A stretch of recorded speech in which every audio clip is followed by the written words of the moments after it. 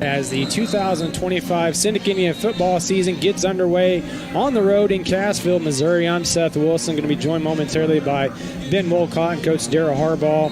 And we've been waiting for this day 265 days since that last Friday in December where Seneca played that state championship game, and it's here. We've been looking forward to this all winter, all spring, all summer, and now we've got some fall weather that's moved in. It feels like football season. I'm sure the Seneca faithful is ready to go tonight as well. Nevada sending pressure. They're going to hand it off to Miller. Miller's got a head of steam. He's at the 35, 30. He's going to be off to the races. The 15, the 10, 5. Touchdown, Seneca Indians. Touchdown, Roman Miller as he takes it in from 37 yards out. Receivers to each side for Probert. It's going to be a pull for Probert to the left side. Makes one man miss. The line of scrimmage still on his feet. Bounces out to the outside. He's at the 25. The 20 down the sideline. Probert goes the 5. Touchdown, Seneca Indians. Touchdown, Brody Probert as he punches it in from 42 yards out. Great yards after contact there for Probert on that carry. That's going to be a design quarterback run to the left side. Probert's got a blocker in front of him. Roman Miller still out blocking for him. He's down to 20, 35, 40, 45. It's going to be a foot race down the sideline. Down to the 20. The 15 gives a stiff arm. Touchdown, Seneca Indians. Touchdown, Brody Probert as he takes it in from 82 yards out. Probert's going to play action, looking deep downfield. He's got a man open down the middle. That's going to be Blaze Graham. Graham's underneath at the 25-yard line. It's going to be a foot race to the end zone at the 5. Touchdown, Seneca Indians. Touchdown, Brody Probert as he makes the connection to Blaze Graham from 56 yards out. Probert going to fake it. Looking deep downfield. He's got Jude King wide open. He's going to haul it in at the 24-yard line. It's going to be a foot race in the end zone. Touchdown, Seneca Indians. Touchdown, Jude King as he hauls it in and goes the distance, 45 yards. That young man's been waiting for that all season long. Youngblood looking right. Going to dump it off. It's going to be intercepted by Clay Davidson. He steps right in front of that pass. A low throw, and Davidson hauls it in for the interception. Almost a 5-man front now for Cassville. Handoff's going to go to Miller, trying to get to the edge. Kai Adams blocking for him. He's going to bounce it off to him. Still on his feet, the 50, the 49. Gives a stiff arm. Bounces out that one at the 35, 30. All the way down the sideline. Roman Miller goes for the touchdown, Indians. Touchdown, Roman Miller. Victory formation for Clay Davidson and the Indians offense. And there's your kneel down. The clock will wind down here as the teams make it back to their sideline. They're going to celebrate here in just a few moments with their coaches. Coach Yoakum out there, Coach Hust out there, Durbin, Adams, Hilburn, Sherwood, Napier, Pendergraft, and Coach Crane. All of them celebrating, going to shake hands at midfield for the 5th time in 5 years. Your Seneca Indians are district champions, Class 3, District 6. Congratulations to those young men. Play action pass, looking downfield. Robert's going to step up. He's got Blaze Graham right open down the middle of the field. He's got the 15, the 10, 5. Touchdown, Seneca Indians. Touchdown, Blaze Graham. It's going to be a pump fake. Looking open. Deep downfield. Drew Sherwood's got a step on his guy. He hauls it at the 45-yard line. It's going to be a foot race, but nobody's going to catch Drew Sherwood as he takes it in the end zone. Touchdown, Seneca Indians. Touchdown, Drew Sherwood. Class 3 quarterfinal action. Your Seneca Indians are going to move on, winning this one 47-14. Short going to look to pass. Looking deep downfield. He's got pressure from behind. He's going to be flushed out of the pocket. Jace Renfro giving chase. He's going to pass back over the middle. Intercepted by Brant Laughlin at the 40-yard line. Got blockers instead in front of him at the 35-30. Down the sideline, Brant Laughlin goes. He's going to go all the way for the pick 6. And the Indians now lead 27-0. And it's going to be a give to Miller. Miller going to have an opening to the right side. He's going to lower his shoulder at the 20-yard line. Still on his feet, the 10, the 5. He's going to go into the end zone. Touchdown, Seneca Indians. Touchdown, Roman Miller. And with that, he becomes the career rushing touchdowns leader in Seneca football history. 75 is where he's at. As Probert's going to take the final kneel down. Seneca wins this one going away 57-20 as they move on to their 3rd state championship game in a row. What a great win by this team at Tom Hodge Field at Earl Campbell Stadium in the Valley. On the 30th anniversary of the Seneca football team's last state title, which was back in 1995, Seneca will be going for their 3rd state title here this morning in St. Joe. Welcome to Seneca Indians Football, live on KNEO.org. This broadcast is a sporting outreach of the KNEO Sports Network. You're now locked into the official pregame show of the Seneca Indians. This is your home for every sack, interception, and touchdown. Now let's join Seth Wilson, Ben Wolcott, and Daryl Harbaugh live on location.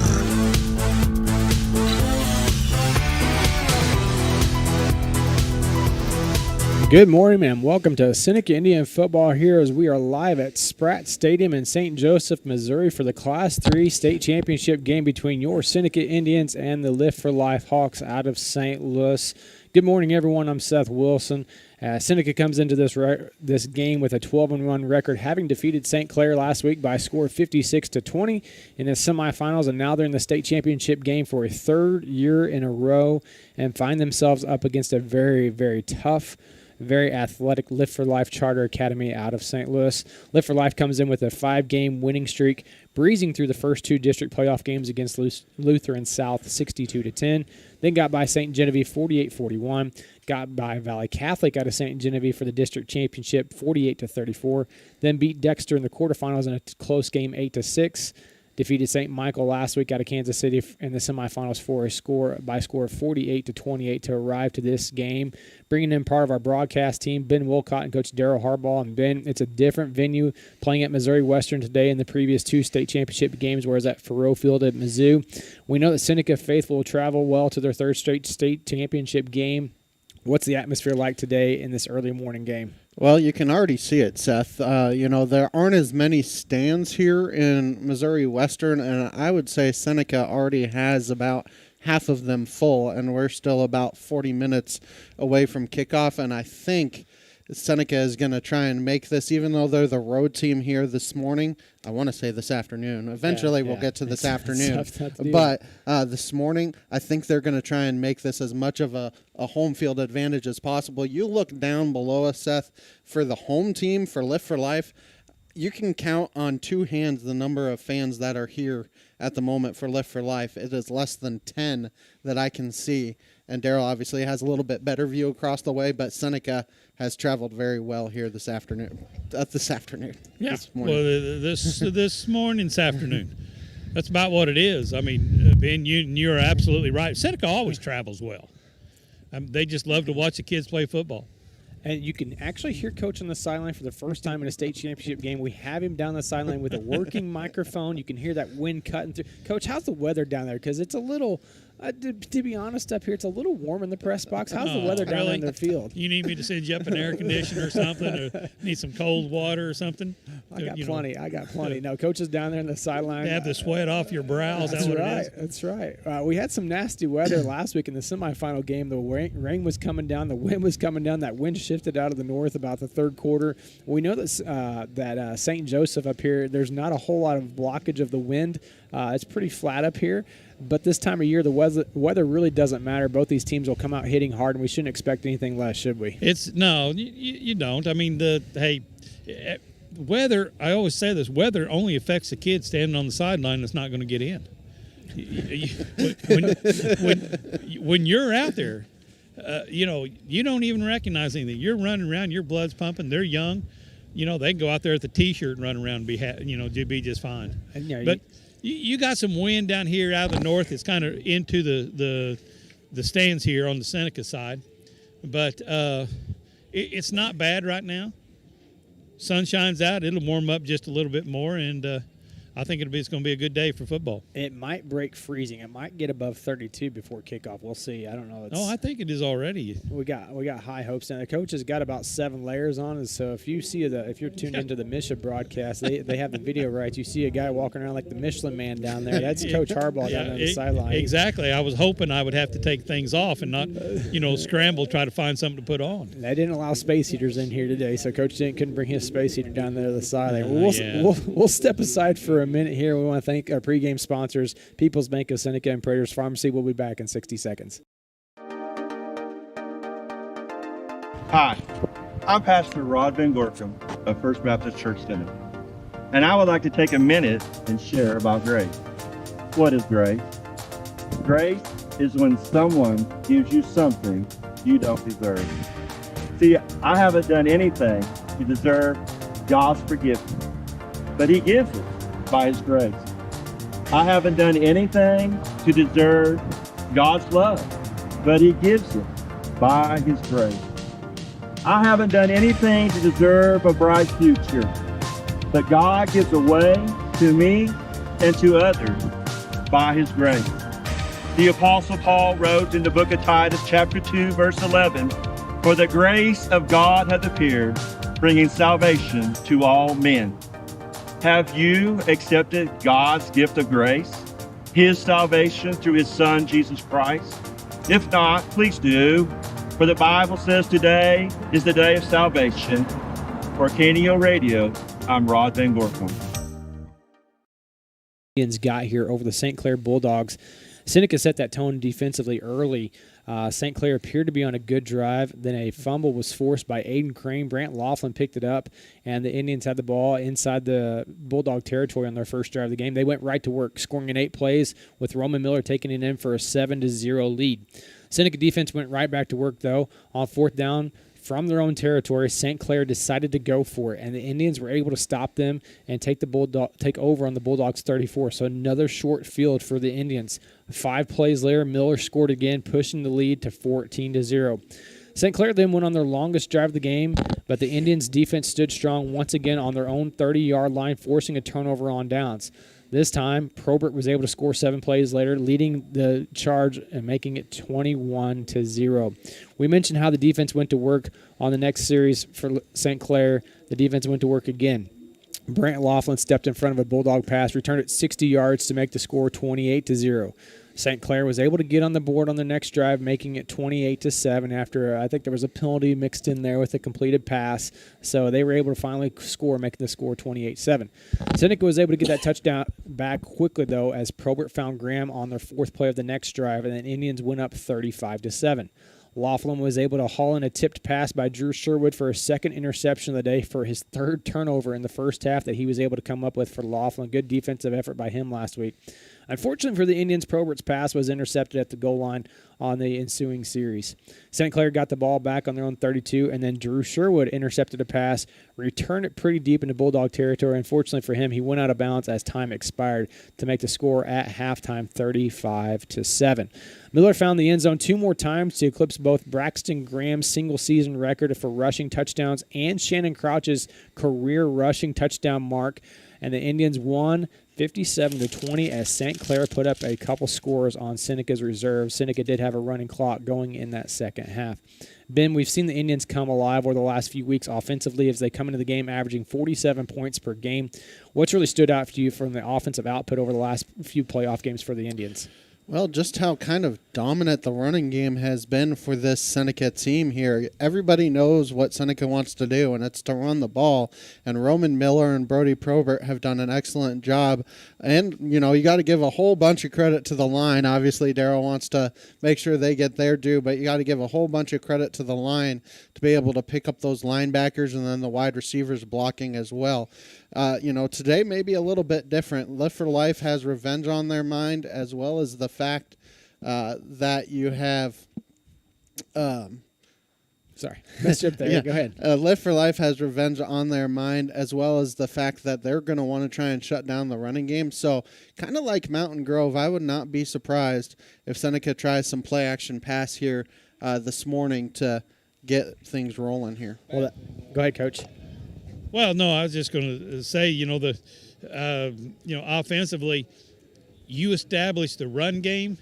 Man, if you can establish the run game, this is what Seneca does. If you establish the run game, you can suck those safeties and corners up, then you can throw it over the top, and then they bite on the play-action passes. It's going to be a tough one today because the defensive front for Live for Life, very big, very athletic. They're they're that's big the main and athletic. thing. That's the two things. They're not just big; they're athletic. They've got 1 or 2 D tackles that are maybe not the fastest, but they've got another one that makes up for on the opposite side of him. So they're going to be very big and athletic up front. And the offensive line for Seneca to continue to have success running the ball, they're going to have to get a good push downfield in order to be able to have that success like they've had over the last few weeks. And then the week before that in the quarterfinal game, it was the aerial attack, giving Probert plenty of time to be able to throw the ball downfield. Go ahead, Coach. Well, no, just going to say, just reiterating what you were saying about their defensive line. I'm going to tell you, they're fast, they're quick, they're aggressive. We're going to have a hard time running outside on them just because they will scrape down the line of scrimmage and chase you down. I mean, they do a great job. I don't know if we've seen this kind of athleticism on the defensive line.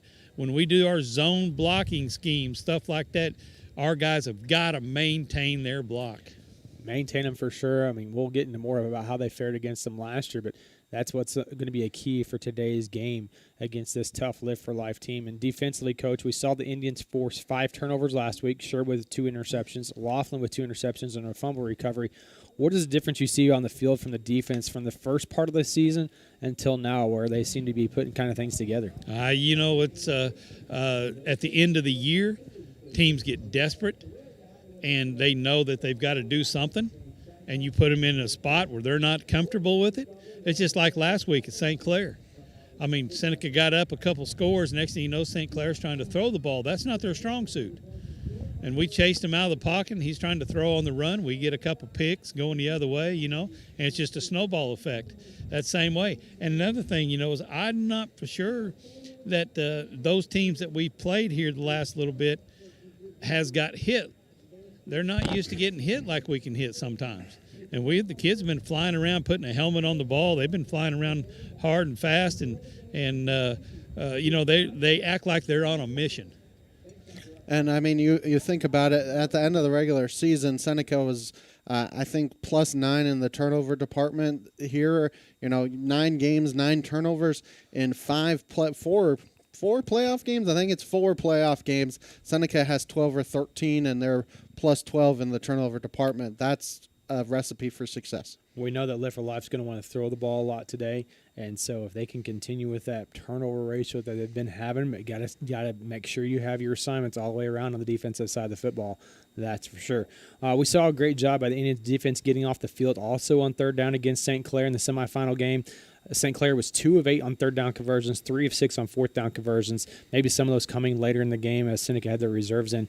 Seneca needs to improve on both those numbers. I know 2 for 8 is pretty good, but I'd like to see them improve upon that a little bit more to have success against this Live for Life team, because they'll try to keep the majority of the contest to slow down Seneca's offense possibly, or they'll go for the big hitters. Yeah, I mean, it'll be interesting to see. The one bugaboo Seneca had this year was that Lamar game where they got them into third down and long, fourth down and long, and allowed them to convert.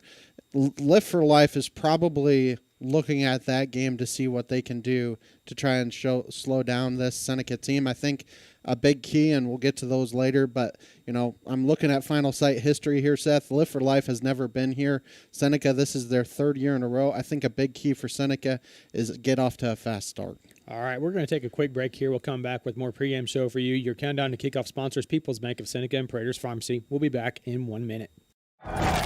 People's Bank of Seneca. We care about your journey every step of the way. Since 1996, visit us in Joplin, Neosho, or Seneca. PeoplesBankOfSeneca.com. Member FDIC. Proud sponsor of area athletics. Let's score big together. Prater's Pharmacy in Seneca is a proud supporter of the Seneca Indians. The pharmacy is open from 9 to 5:30 Monday through Friday and from 9 to 1 on Saturday. They offer an automatic refill program and internet refill service online at praterspharmacy.com and through their mobile apps. They also have a drive-through window. Prater's Pharmacy at 1711 Cherokee in Seneca, 417-776-8701. Go Indians! Seneca Indian Athletics is sponsored by Prairie Top Chiropractic. Located at 4556 Quince Road in Seneca, chiropractic physician Seth Wilson offers chiropractic services to Seneca and the surrounding areas. For appointment information, their phone number is 417-776-4556 or discover more at facebook.com/Prairie Top Chiropractic. Prairie Top Chiropractic, where their slogan is, better health, better you. I haven't seen the Live for Life one come out yet, but it's exciting to see that down there in the score. Something they haven't done in years past where they have that interview playing pregame. It's time for the Southwest Shoutout. Last week's shoutout was the Seneca girls basketball team as they won their home opener against Neosho. I believe they won last night as well. Yeah, so 63-52. So they're on a 2-1 record on the year. So good start for that Seneca girls basketball team. This week we're going to give another shout out to the teams playing in Southwest Missouri. Nixa in Class 6, Carthage in Class 5. Nixa looked good last week as they shut out Pattonville and St. Louis and won that game easily 45-0. They defeated a good Helias team the week before in the quarterfinals 45-28. and they won their district 42-28 over Joplin. Nixa will face Lee Summit tomorrow at 7. Lee Summit knocked off a very good Jackson team 35-28, and Jackson had defeated CBC the previous week by 1 or 2 scores. So those the biggest teams that could have been a threat potentially to Nixa are gone now. Lee Summit was ranked 10th in the last regular season poll in Class 6, but they're riding high right now, defeating Jackson last week. That was a big game, defeating them by a touchdown. Yeah, I mean, they come in, they have 4 losses on the year, but, that St. Louis side of things, they're doing well. No, they're Kansas City. Excuse me. Yeah. So they're going to have a big crowd. We talked all the time in Columbia. Those teams, we won't mention one of them, but those teams near Columbia had a little bit of an advantage. Seth, now that advantage switches to some of those KC teams. And then Carthage. Carthage road to the championship game probably wasn't quite as easy as what Nixa was. In the district championship, they defeated Republic 31-14. In the quarterfinals, they beat Capital City 36-17. And last week, they upended a good Cardinal Ritter team out of St. Louis 20-8. Carthage did take that opening kickoff back for the touchdown last week, so they were only able to score basically 14 more points the rest of the way. They'll square off against Platte County today at 7 o'clock this evening. They have the nightcap game. Platte County looking to make it back-to-back state titles. They've won 3 in a row in Class 3 in 2000, 2001, 2002, and they finished second in 2019 and 2020 did Platte County. Platte County also a very short drive for them, just a 30, 40-minute drive for them to get up here. Carthage, a little bit further drive. Carthage has won state championship back in 2019 when Coach Hilburn was the offensive coordinator for the Carthage Ball Club. Any other comments from you guys before we move on here about those two teams still in it? It'll be interesting to see with Carthage because both those teams battle-tested. Platte County almost lost in the district championship and almost lost in the state quarterfinals. They're both going to be battle-tested, and Platte County going to definitely have an advantage probably fan-wise because you'll get the casual fans from Kansas City coming up here in only a 30-minute drive compared to, a 3-hour drive for Carthage. But I know Carthage will bring plenty of fans here tonight. So I think it'll be a good game. Be interesting to see if Southwest Missouri can show out. Got Seneca here this morning, Carthage tonight, Nixa tomorrow night, and it just continues to prove how deep Southwest Missouri football is. Go ahead, Coach. Yeah, no, it's very deep. You're right, Seth, and there's a lot of good football teams down there. That's the reason Seneca's made it here, because we have to play good football teams just to get here. Just because we won a few games by some, pretty good margins doesn't mean that those teams ain't good ones down there. And they would represent very well Southwest Missouri. Carthage and Nixa is just the two. I mean, I hope we can set a good trend here this afternoon. All right, it's time for Seneca by the numbers. 6,019 total yards, 4,590 rushing yards, second all-time in Seneca football history, and 1,429 passing yards, 62% on third down conversion, and 61% on fourth down conversion. We take another break here. We come back. We'll have the blast from the past for you right after this 1-minute break.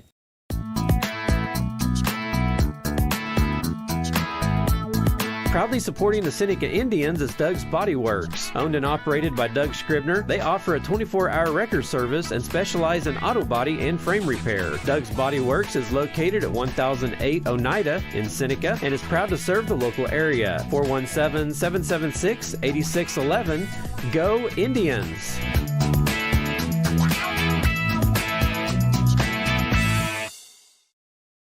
Chapman Sawmill and Hardwood Lumber is located at 17402 Kentucky Road in Neosho. They specialize in custom woodworking, wide plank flooring, and custom sawing. They make headboards, dining tables, coffee tables, and even stairs for a staircase. For more information and see some of their work and get pricing, call 417-438-5507.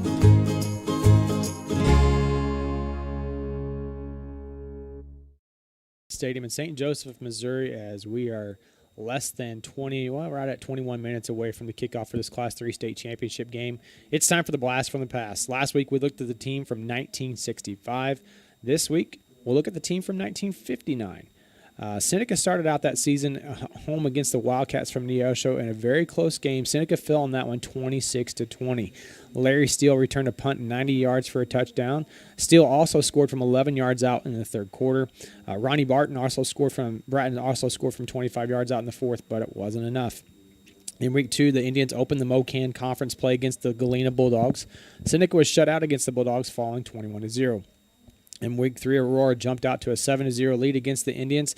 Larry Steele, however, was able to punch it in with 2 minutes left in the first half, but the Indians still trailed 7-6 at half. Aurora was able to go on and score 2 more times, winning that game 19-6. Seneca was to play Carterville in week 4, but that game was rained out. Moving on to week 5, they played against Carl Junction, following that one 19-6. Scoring for the Indians was Bob Smith. In week 7, Seneca forced 3 turnovers, held Pierce City to just 1 first down as they defeated the Pierce City team. Jim Bratton was able to score for the first quarter for the Indians. Hines also scored on a short run in the second to regain the lead for the Indians. Hines also scored in the third from 20 yards out, and Murdoch was able to pick up a fumble in the fourth quarter and return it for a touchdown.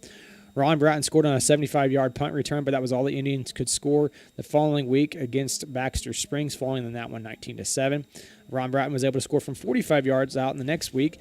The Indians struggled to get anything going against Carterville in week 9, falling in that game 13-6 in a rain-soaked game. Then Seneca fell to Jay to wrap up the regular season 37-0. Named to the MoKan Conference team that year, first team left in Phil Hines, second team running back Ron Bratton, Don Link, honorable mention, Larry Santorf, Ken Hollier, and Quentin Hirsch were also named honorable mention. We want to salute the team from 1959 of Seneca, another great team in Seneca's history of tradition, pride, and class. We come back, we'll have the Coaches Show with Coach Cody Hilburn right after this. I'm Bryce Johnson with this Unpacking It Sports and Faith Minute.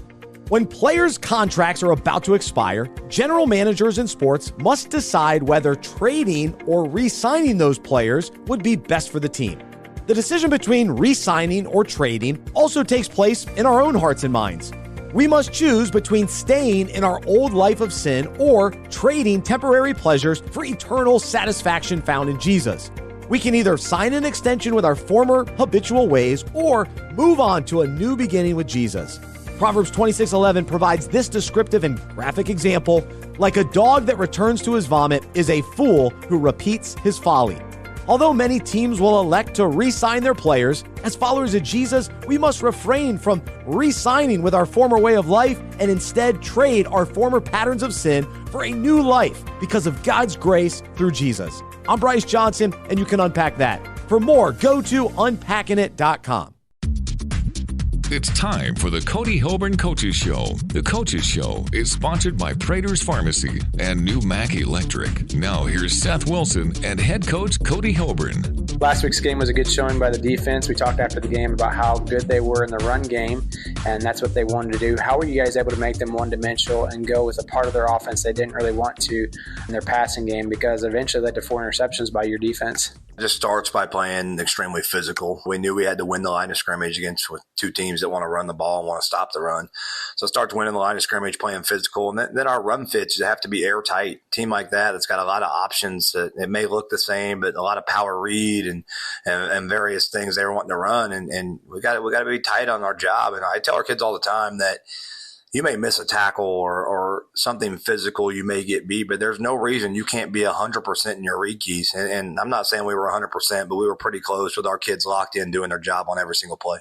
We saw Jace Renfro and Aiden Crane and Pendergraft and Hartg get pressure to the quarterback from St. Clair last week when you forced them in the passing game. Those front 4 have improved a lot on the defensive line so much since week 1. Talk about their progress a little bit and how they've been able to improve over the course of the season. Yeah, we've talked about our offensive line quite a bit, but our defensive line was in the same situation. And the only guy we returned is Jace Renfro. And Jace does a lot of really good stuff for us, but a lot of new bodies in there. And Brock Pendergraft has been tremendous. He's a guy that can play the run, guy that can get after you when he gets high hat in the passing game. And then the other 2 guys, Aiden and Landon Hartg, have just continued to get better throughout the entire year. Even this week, they're still not done growing yet and still working to get better. Offensively, your stats didn't quite meet up with the score, but you guys were given a short field several times after turning St. Clair over on downs. You were able to get some crucial 3rd down pickups of yardage and some 4th down conversions as well. How would you rate the discipline of your team over these last few weeks to be able to get the necessary yards in those 3rd and 4th down situations? Well, I think, and I may misspeak right here, but I think last week our ones were 15 of 15, and against St. Clair we were 7 of 7 on 3rd or 4th down, which is crazy. But That's something we focus on a lot. We take one full day. Our Wednesday practice is full of situations. And we cover all those situations, 4th and 1, 4th and 2, 3rd and long, and we do it on both sides of the ball. And this time of year, everybody's good at their base stuff. Everybody's base stuff is really good. But where you win games in those situational downs. Can you stay on the field as an offense? Can you get off the field as a defense? Prater's Pharmacy in Seneca is a proud supporter of the Seneca Indians. The pharmacy is open from 9 to 5:30 Monday through Friday and from 9 to 1 on Saturday. They offer an automatic refill program and internet refill service online at praterspharmacy.com and through their mobile apps. They also have a drive-through window. Prater's Pharmacy at 1711 Cherokee in Seneca, 417-776-8701. Go Indians! A proud supporter of local high school athletics is Numac Electric. Serving Newton and McDonald County, they provide power for area homes and businesses and want to wish all the athletes much success throughout the season. For online bill pay and account information, the website is numac.com or 417-451-1515. Numac Electric, proudly serving Newton and McDonald County, where their slogan is your touchstone energy partner. Playing Live for Life today out of St. Louis. Seneca faced them last year at home in the semifinals. We know it's a different team on both sides of the ball, both for you and for the Hawks. It's a state championship game, and you're going to see everything, the best of what each team has at this point. Offensive, they've been putting up some big numbers, minus the quarterfinal game. What does this defense need to do today from Seneca to shut down their explosive offense? Yeah, another really tough test. Very explosive in what they do. But that's kind of be our defensive thought process is bend but don't break. Now we got to keep them in front of us. We got to limit those explosive plays, and I say limit. They're going to get a few. I mean, that's what they do. That's who they are. They're going to get a few. But our whole and kind of what we say all the time: make them snap it again. Don't give them an easy one. Make them line up and snap it again, and give ourselves a chance to do something special on that side of the ball. Defensively, they ran a lot of five-man front against you guys last year. Sometimes at one point they almost walked 8 guys up on the line of scrimmage. They have some big, talented linebackers and defensive tackles. What's the plan of attack against that defense? Yeah, this time of year, we are who we are, and everybody knows who we want to be. We want to run the football, and they know that as well. So we're going to get a heavy box, I'm sure. I'm sure they're going to trust their skilled players to go play man and win one-on-ones out there. But that's what we get a lot this time of year. So our kids are ready for that. Well, we've got to establish the line of scrimmage like always and get our run game going. We can't get behind the sticks, and then when it calls for it and we take the shots, we got to make the play. What do you guys see being the key for you guys to bring home a state championship to the Valley for the first time in 30 years? Yeah, I don't know. We got to execute, and our kids know that. We got to execute for 4 quarters. What the message that we try to portray to our kids, we don't have to do anything special. We got to just keep doing what we're doing. And I hit on that earlier. We got to do our job 100% of the time. And if you make a mistake, a physical mistake, you get beat on a block or you miss a tackle, we can live with that. But the mental stuff, we have to win on the mental side of the ball this week. And our kids are locked in. They're ready to go. And hopefully we can bring the trophy back. You've been listening to the Cody Hoburn Coaches Show. The Coaches Show is sponsored by Prater's Pharmacy and Numac Electric. We'll be back with more Indians football after this on the KNEO and Seneca Indian Sports Network. People's Bank of Seneca is proud to support this portion of the game. They offer banking services including checking and savings accounts, CDs, and loans for individuals and businesses. They have locations in the Seneca and Joplin areas and are online at peoplesbankofseneca.com. People's Bank of Seneca, proud supporters of the Seneca Indians. Member FDIC and equal housing lender.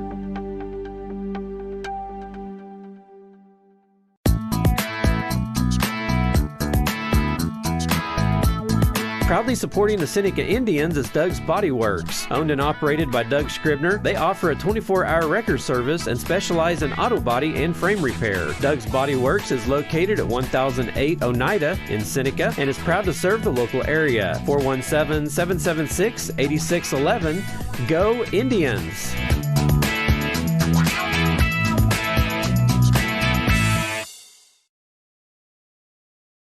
Chapman Sawmill and Hardwood Lumber is located at 17402 Kentucky Road in Neosho. They specialize in custom woodworking, wide plank flooring, and custom sawing. They make headboards, dining tables, coffee tables, and even stairs for a staircase. For more information and see some of their work and get pricing, call 417-438-5507.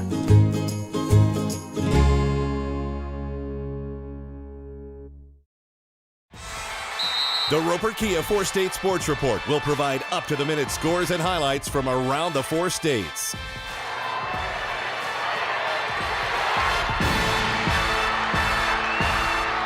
With ultimate local coverage from all your favorite teams. The Roper Kia 4-State Sports Report, weeknights at 6 and 10 p.m. Missouri at Spratt Stadium here for this Class 3 state championship game. Today, the Seneca playing that game against the Live for Life Academy Charter Hawks. Got a little bit of a backstory from one of their coaches down there on the sideline. Started out several years ago with someone who wanted to give the kids a chance to play in the gym after school. In order to do that, they had to have their homework finished. And so he was trying to help kids get their homework finished before they continue with their athletic endeavors. So that's kind of how Live for Life got its start. And then it just kept growing from there into a school. And then one of the sponsors for that school is Southeast Missouri State out of Cape Girardeau, which is also the Hawks, probably where they got their mascot name from. So one of their big sponsors being Southeast Missouri State. But that's where it started out at. Got that from Tom Beauchamp down there. On the sideline, one of the defensive coordinators for the Live for Life Hawks. The Hawks' first season playing football was in 2010. They had several losing seasons until 2018, and since that point, they haven't looked back, putting together some very impressive seasons. In 2018, they put 90 points on the board against Cuba. They've had a consistent output since that 2018 turnaround. They averaged 42 points a game through their postseason through 5 games. They're very athletic. There are a lot of seniors on this team. They'll run a lot of spread offense. They'll send 3 receivers on vertical routes. If the coverage isn't good, they don't mind sending their quarterback out to scramble, pick up big chunks of yardage. They'll also kind of go with a heavy set with 2 running backs in the backfield, or 3 running backs in the backfield with the lead blocker. So they like to have those big plays. They're fueled by their big plays for sure. Against Father Tolton, they trailed 21-7 in the third quarter with 6:28 left to go. And they scored the winning touchdown with 23 seconds left to escape with a 28-21 victory. Against Dexter, they trailed 6-0 with 5 minutes left and scored again. Dexter drove the field, had a chance to win with a field goal, but it was blocked because Live for Life brought the house and was able to block that one. Actually, earlier in that game, I think Dexter may have also missed another field goal. They did, yeah. Would have put them up 9-0. Seneca's familiar with this stopping the running game. However, Live for Life's big plays downfield on vertical routes is what they hang their hat on. Ben, what does Seneca need to do to be prepared for this Live for Life offense? Well, they're going to want to throw the ball, Seth. So, that's kind of been Seneca's bugaboo all year long. So they're going to have to be able to get pressure with just 4 men and then probably have a spy on their quarterback as well because, Seth, if that guy gets loose, he can be gone in an instant. Well, they've had 320 passing attempts on this season. So they come in averaging roughly 20-25 passing attempts per game. Now, we saw against Monette where they had 78 passing attempts against the Indians. I don't think we'll see that number today reach quite to that level, but I don't want to say never because anything is possible. Especially in a state championship As Kevin Garnett once said, anything is possible. So, you don't know what's going to happen with a team that likes to throw the ball deep downfield. Seneca's secondary has got to be prepared for the vertical routes. They like to run 2 slants and then want the inside receiver running an out route, or they'll run 2 out routes and the outside receiver running underneath them to the middle of the field. So they've got to be prepared for that today against this Live for Life team. The secondary is going to have their hat on a swivel. We'll see what the Coach Crane and the defensive staff has in mind for this Live for Life offense that likes to throw everything at them in the kitchen sink. Defensively, they'll run multiple fronts. They run a 5-2, they run a 4-2, they run a 4-3, they run a 5-3. They'll send 7-8 guys on the line like we saw last year, and they did against Dexter as well. What they'll do is they'll run a 4-2 look, Then they'll eagle down their outside, what you call them nickelbacks, I guess, walking up to be defensive ends, basically. And then they'll blitz their Mike and Will linebacker right up the middle in the A-gaps. So basically you're getting, 8 guys in the line of scrimmage that are going to come at you. Now, if you can get through there and block that heavily, you're going to have a lot of green to run, but they're back there in their secondary. They got Hurst is in their secondary. I believe that's number 6. He is signed to go play secondary at Cincinnati, so he's a very speedy, very intelligent secondary player back there, cornerback player for the Live for Life Hawks. So Seneca's got to be ready to go up front against this defensive line. They love to blitz just about every play, it seems. And Coach, we're going to bring you on this next question. Playing in number games, they like to have more guys rushing than you can block, chasing that quarterback left and right. What does Seneca need to do today to score against this defense from Live for Life that has multiple fronts and very fast? Well, that offensive line has got to have their head up because they're going to, like you just said, they'll throw everything at them. It all depends on the situation. If they're third and long, they're backing up. If it's third and short, hey, they're going to come at you. They're going to try to do everything they can. Our offensive line better have their head up, pick up the blitzing linebackers, pick up their different. They like to twist. Their inside D tackles like to twist, especially on third and long. They'll do everything they can to mess you up, and they can be aggressive. They can come at you because the secondary is, like you said, they got some good kids in that secondary that can stay up with the kids running routes. That's where play action comes into play. Sometimes in a state championship game, Seth, you have a kid that doesn't necessarily get a lot of notoriety during the season, and he comes up with a big play. Jude King, I think, could be somewhere where you have a wrinkle and I get the tight end to come out. Are you jumping ahead on us, Ben? Are you going into key players? I am not. Okay. We're going to take a quick break here. We come back. We'll have more pregame show for you, your coin toss as well, your countdown to kickoff sponsors, People's Bank of Seneca and Prater's Pharmacy. We'll be back in 60 seconds. A proud backer of the Seneca Indians is Campbell Biddlecombe Funeral Home of Seneca. Located at 1101 Cherokee, they are honored to serve the area with traditional service options, including church and graveside services. They also have prearranged funeral plans. For more information, the phone number for Funeral Director Mike Steele at Campbell Biddlecombe Funeral Home of Seneca is 417-776-2251 or online campbell-biddlecomefh.com. Dairy Queen Grill and Chill in Seneca is the place to go before or after the game. Check out their amazing menu of fan-favorite blizzards like Oreo or cookie dough. Happy hour is daily from 2 to 5 p.m. That means everything you can drink from a straw is half price, excluding premium shakes. Don't forget to grab one of their $7 meal deals or their signature stack burgers and top it off with a Misty Slush. The Dairy Queen Grill and Chill in Seneca, located at 308 Washington, open daily from 10 a.m. to 10 p.m. Proud to support the Seneca Indians. And we welcome you back into Spratt Stadium. Before we have our keys to victory and key players, Ben has a special word from Misha. This morning's game is more than a contest between two schools. It's a chance for learning, growth, and community. High school activities teach values like teamwork, integrity, and respect. Your friends at KNEO Radio and the Missouri State High School Activities Association remind you to do your part, show good sportsmanship, and model respect. Let's preserve Missouri's proud tradition of high school sports. All right, now for keys to victory. Let's start down the sidelines with Coach today. I know you can get your microphone clicked on there. I got it. Go ahead, Coach. What do you have for key victories today? I tell you what, I think our secondary has better. Our kids out there in space, our linebackers, have better be able to tackle someone in the open space. They're going to get the ball out to the side. They're going to make the quick passes to the side. We better be able to tackle somebody in open space. If we miss a few tackles, these kids are gone, and it's an easy way to score, and like you said, that's what they've been doing. They've been throwing the football, giving their athletes the ball out in space, and our guys in the secondary and linebackers better have a good game and play disciplined. All right, Ben, and what do you got for keys to victory? Well, since you went defense, I'll go offense, and I think if they're gonna load the box, Seneca has to be able to get those one-on-one matchups and be able to win those one-on-one matchups. You think about Mountain Grove, Drew Sherwood, 2 catches, 2 touchdowns. Blaze Graham had a deep touchdown pass as well.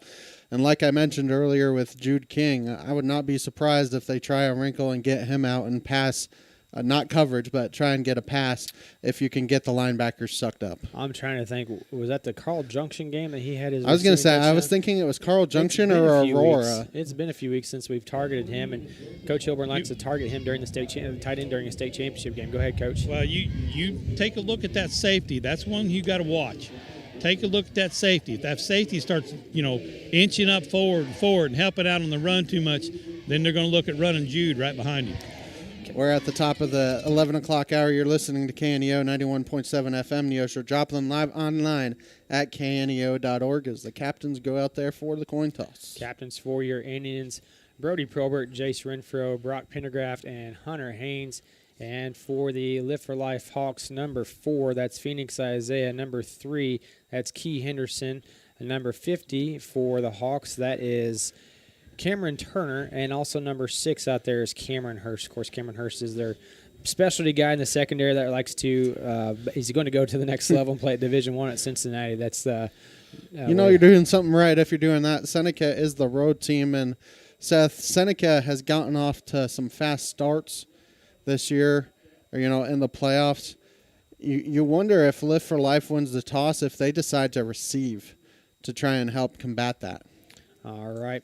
As far as key players of the game, Coach, you want to go ahead and do that while they get the coin toss done, and I'll tell them what the coin toss results are in just a minute. Well, I look at our two safeties, Blaze Graham and Hunter Haynes. They better have a good game tonight, playing disciplined, playing smart, being in the right spot, and making tackles when they have a chance. Ben, who do you have real quick for key players today? I think you look at the defensive line for Seneca to help that secondary out. Jace Renfro, Brock Pendergraft, Aiden Crane need to get pressure, but they can't get too far upfield if they want to have success here this afternoon. And then offensively, who are the 2 guys that have led you to the dance? Brody Probert and Roman Miller.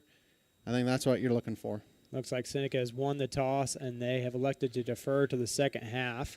So Seneca will probably start out on defense for this Class 3 state championship game here in Spratt Stadium in St. Joseph, Missouri. It's a beautiful day for football here, Seth. Sunny skies, maybe a little bit windy. Obviously, you can. Coach, is it cold down there? Give us a live update from the sideline. Is it cold down here? Yes. It's not that bad. I'm telling you what, everybody's hearts are beating and everybody's pumped up. And look at the stands up. They're ready to play. All right. They're ready to go. The stands are filled up with a sea of red on that far sideline. They're up. They got the tomahawk chop going for the Indians. The band's here, the cheerleaders. Your 6-peat state champion cheerleaders are over on the side. Hopefully the football team can join them this year with a state championship as well. And Seth, you look at the stands on that far side. 3 quarters are full. You look underneath us, Live for Life has maybe half of one full. This is going to be probably as close to a home game for Seneca that you can get in a state title game when you're the road team. All right.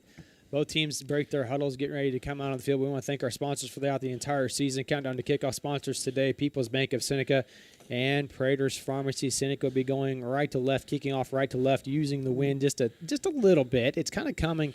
I'm kind of turning around directionally here, which way we're facing. I think we're facing towards They're going into the wind, it looks like, a little bit, kicking into it. Maybe so. Coach has got his directions out there. Is the wind going with them just a little bit? Yeah, they're kicking into the wind a little bit. It's out of the north, maybe northwest, so it's coming out of your corner of your to you guys' left. Gotcha. Magnus Gasway going to be doing the kickoff duties today for the Indians. Back deep to receive. There's numerous players back there. Wolfolk is the number 1 back there. He is a return man for the Hawks. Also, Coach, right in front, is that number 5 or number 6? That's 5 right here in front of me. 6 is on the 20-yard line. 5 is on about the 30. Well, they switched places. Number 3 is dancing around because I got a feeling he's over here hoping they kick it to him. So you got Hurst back there deep to receive as well. And then up front, you got Jadavian Scott up here as well. Ready to go as Magnus Gasway's got the ball setting on the tee. Hopefully it doesn't blow off the tee with this wind whipping around like it is. And he's got the go-ahead from the referee. And this Class 3 state championship action is underway as the high-end over-end kick that's going to go out of bounds at the 23-yard line. So it'll be 1st and 10 for Live for Life at the 35. I want to thank Freeman Orthopedics and Sports Medicine for Final Drive Scoreboard show sponsorship all year long. There are no other games to look forward to. We'll preview the other games. There was one game last night, but if you ever want to find out about the scoreboard, go to kneo.org/sports, click on the scoreboard link, or download KNEO iPhone or Android phone app to get the latest scores from games around the area as they're happening. So Seneca will start out on defense today in this Class 3 state championship game. 3-man front for the Indians. You got Jace Renfro, Brock Pendergraft, Aiden Crane ready to go. Roman Miller, Brody Probert, Kai Adams at the second line, and 5 defensive backs. Going with a bunch set on each side. You have to watch either screens or crossers here on either side, really, for Lift for Life. Doubles on each side for the Hawks. Isaiah's got Seneca jumping off sides, and it's immediate first down, 5 yards free for Lift for Life. Unfortunate for the Indians there. Hard count makes it easier for them. Like you said, 1st and 5 with no time coming off the clock here. So a couple mistakes here for Seneca to start the game. You kick it off out of bounds and then make it easier here on 1st and 5. Same formation, doubles bunch set for Isaiah. Isaiah in shotgun formation. Going to send a man in motion.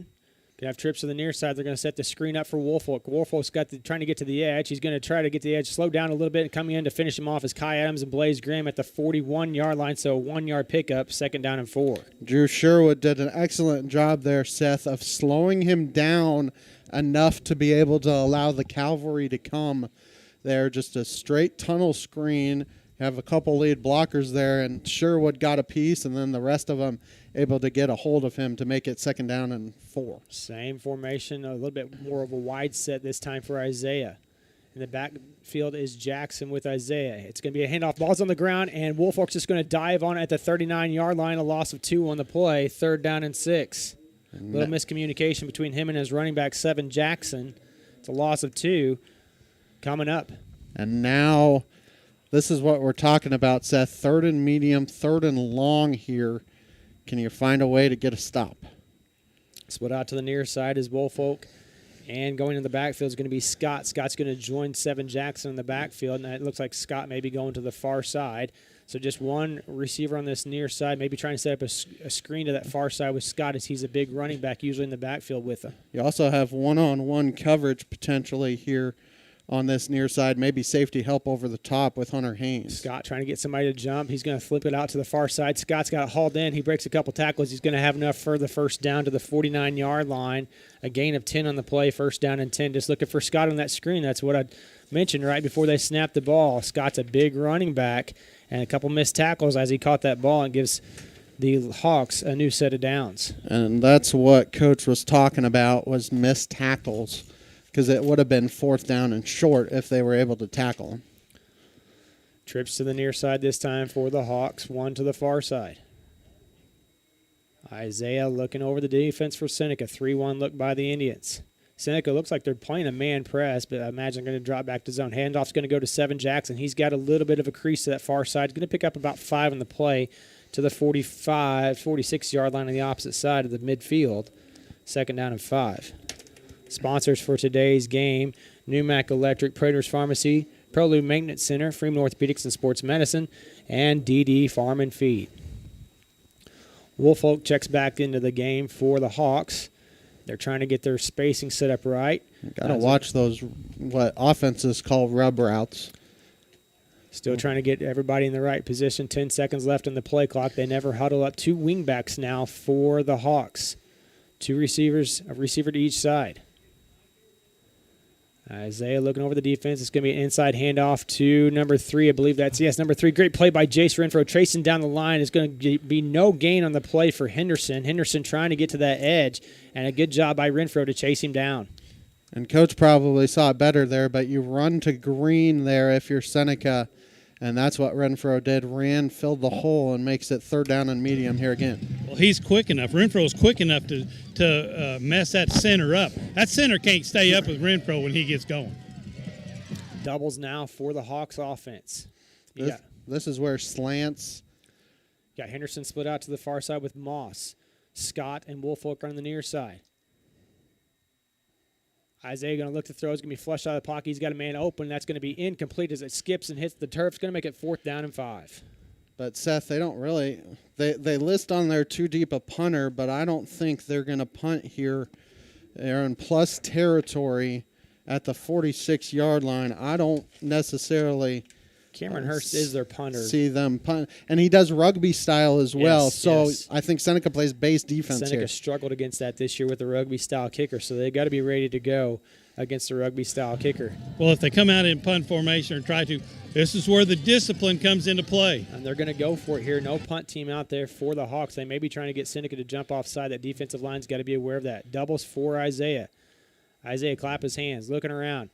Looking to the left side, you're going to throw it over the middle. Incomplete, almost into the hands of Drew Sherwood back there on that far side. It's going to be a turnover on downs. He would have had a pick 6, Seth, if he had been able to hold on to it. But either way, a good job there defensively by Seneca. Bend, but don't break. And stay tuned after today's game for today's player of the game, sponsored by Prairie Top Chiropractic. For more information on chiropractic services by Dr. Seth Wilson, call 417-776-4556. The sponsor of Seneca Indian Athletics, an excellent field position here for the offense. And, Seth, you see it. There's already 8 guys in the box here for Lift for Life. Life. One's lined up in the neutral zone immediately. They're not going to call that one dead. 5 guys on the line of scrimmage. They shift down. Handoff's going to be, it's going to be Probert taking it to the right side, dancing around a little bit, trying to find a little bit of opening. He's across midfield. It's going to fall forward to the 48-yard line. That's going to be a pickup of 6 on the play. 2nd down and 4. And, Seth, we didn't mention this in the pregame show, but there is instant replay here in effect for the first time this year. It got started last night. Didn't hear of any instant replays, but after this play, we'll talk about it a little bit more. 2 receivers on the near side with Sherwood and Graham. 6 men on the line of scrimmage for Lift for Life. Seneca only has 6 on the line of scrimmage as well, but you got Kai Adams in there. H-back. High snap, going to be corralled by Probert hands it off to Miller. No gain on the play as that was a little slow developing on the high snap. 3rd down and 4. So instant replay, I was able to listen to a podcast last night about it, and instant replay, they're kind of looking at both teams, making sure that you have 11 guys on the field, and then really once you get inside that 2 minutes of each half, that's really where boundary calls come into play. Those come into play regardless. Boundary calls, those kind of situations, and they only have 2 to 4 cameras, so it's going to be hard to overturn anything. Double tight, double H back in for the Indians. Probert waiting the snap from Todd. Todd's going to snap it. Miller's going to take it, go to the right side. He's going to lower his shoulder. He's going to have enough for the first down as he reaches out to the 43-yard line. Pick up a 5 on the play, 1st down and 10. Right now, it's just a hat on a hat here defensively. I mean, coach can see it, but they're, cramming 8 guys into the box here. You notice, guys, when they went twins left, and they only had the tight end over here on the right, Jude King, no safety over the top of him. Same thing right now. See it? Yes. No safety over the top for sure. Trips to the near side for the Indians. Jude King is on tight on the far side. 5-man front for the Hawks. Handoff's going to go. No, it's going to be Probert running to the right side. He's going to run into 2 defenders from Lift for Life at the 41. He tries to spin out of it just to gain a 2 on the play. 2nd down and 8. Still 6:30 to go here in the first quarter. Go ahead, Coach. Well, they like to do a lot of shifting right before the ball snapped. Yeah. If you notice, they shift around a lot. So, like I said, offense got to keep their head up. The Haynes brothers going to be split out to the near side. 1 tight end, Jude King on the near side. This is where you watch for those jet sweeps if you send them in motion. Pistol formation. Handoff's going to go to Miller. He's going to go to the right side. Lowers his shoulder at the 42-yard line. Gets a few extra yards up to the 37-yard line. 36, we'll call it. So a gain of 5 on the play, making it 3rd down and 3. It's again 3rd down and manageable here for Seneca. 5-yard pickup for Miller. Sponsors for today's game: Campbell Biddlecombe Funeral Home, the Big Nickel, Missouri Southern State University, Marine Center Incorporated, and Community Bank and Trust. 5:43 to go here in the first quarter. Play double tight, double H-back setup for the Indians.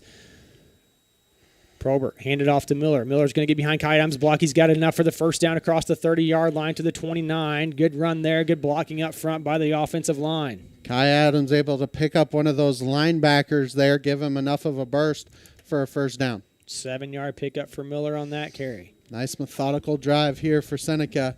Lift for Life wants to stop the run. Seneca wants to run the ball it's going to come down to which one of them is going to succeed. Now Seneca going a little bit lighter set, trips to the near side, one to the far side. That's Sherwood.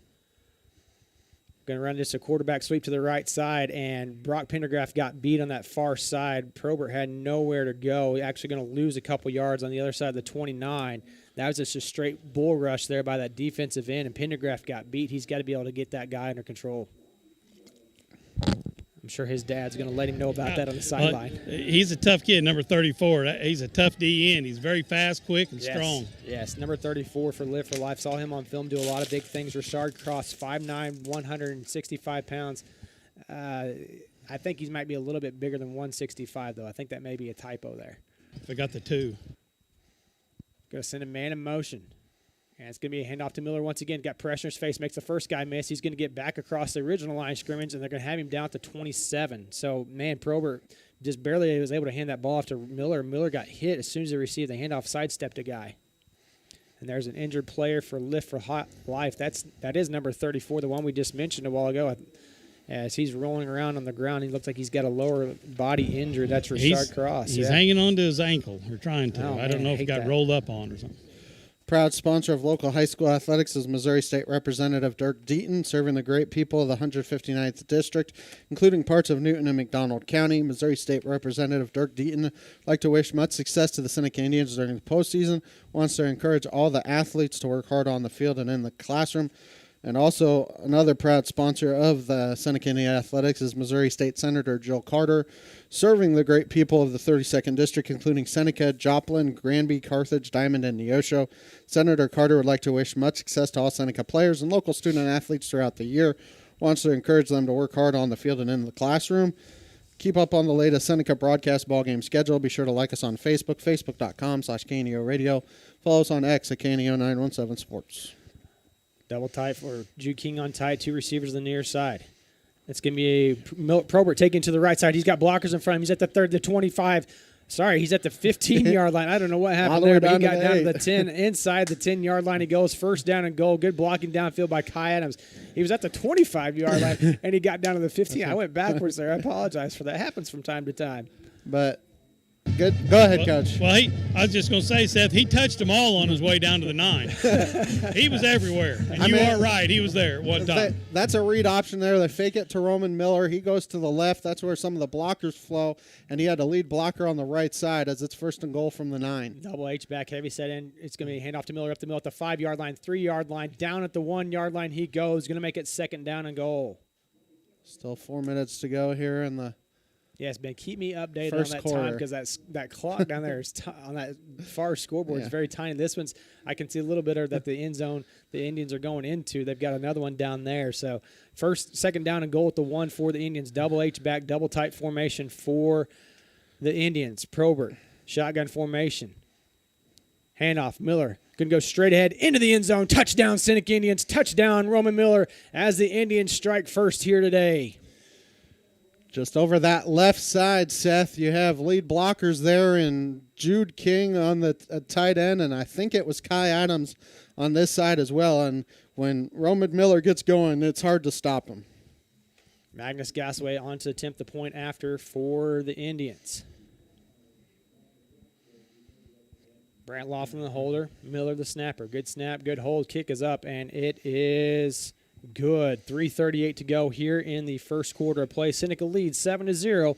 We'll be back in 30 seconds. The Seneca R7 School District is proud to support the student athletes and coaches competing in this game. High school activities help students learn life values such as hard work, dedication, and teamwork.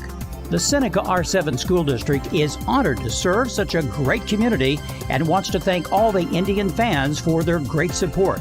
The Seneca R7 School District. Tradition, pride, class.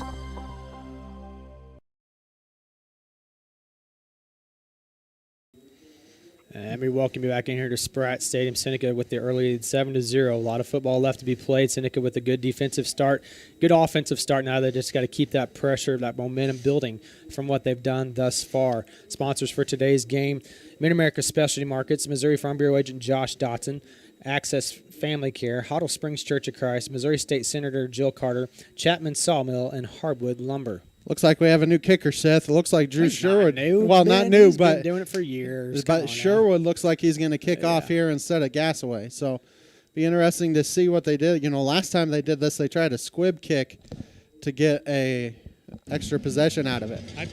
Go ahead, Coach. I'd say they're trying to kick it a little deeper, away from three. You know, these guys who that's where we've been kicking the whole time. Woolfolk's incredibly fast. I know they return a kickoff back about every single game. It seems like they're so incredibly fast and good at what they do on the kickoff return. Now Woolfolk's going to back up a little bit. So does the other one. And it's going to be an onside kick. It's going to be bounced around, and it's going to be covered up. I don't think Drew Sherwood got exactly what he wanted out of that one. Recovered there by number 44, DeZavion Williams. He's a defensive tackle for the Hawks. First down and 10 at the 49.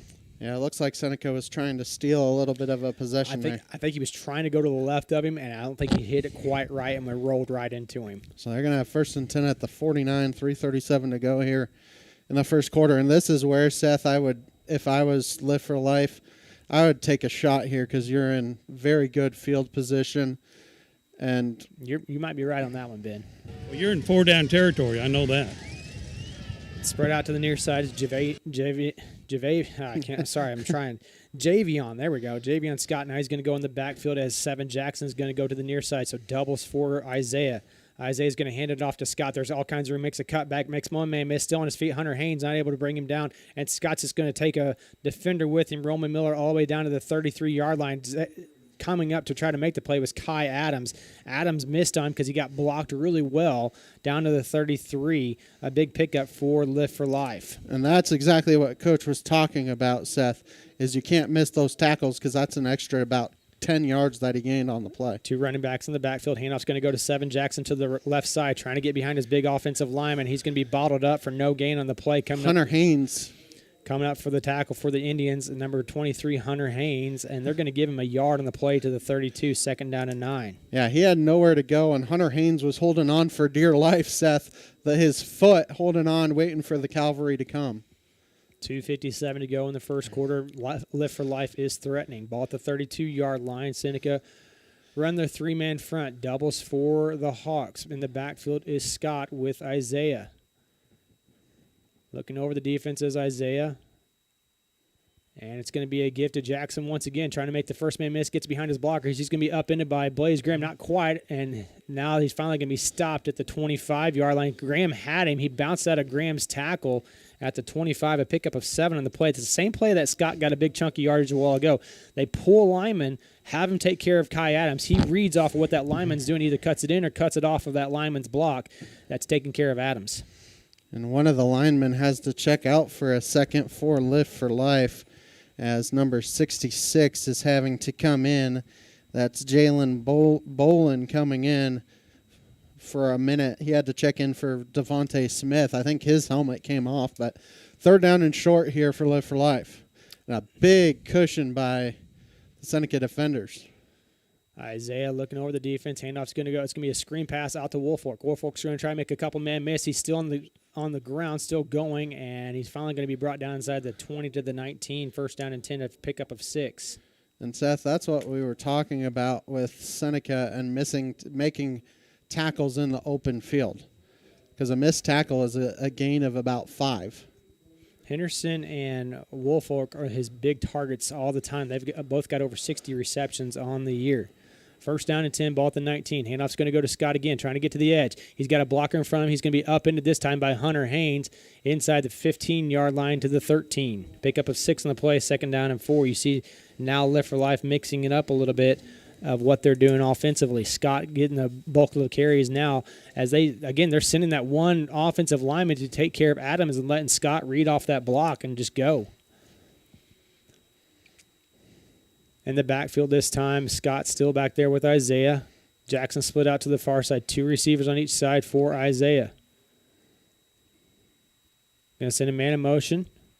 And it's going to be Jackson once again. Got a blocker in front of him. This time Brant Laughlin's going to come up and hit him and unable to take him down before he's able to reach the first down at the 9-yard line. So it'll be first down and goal at the 9.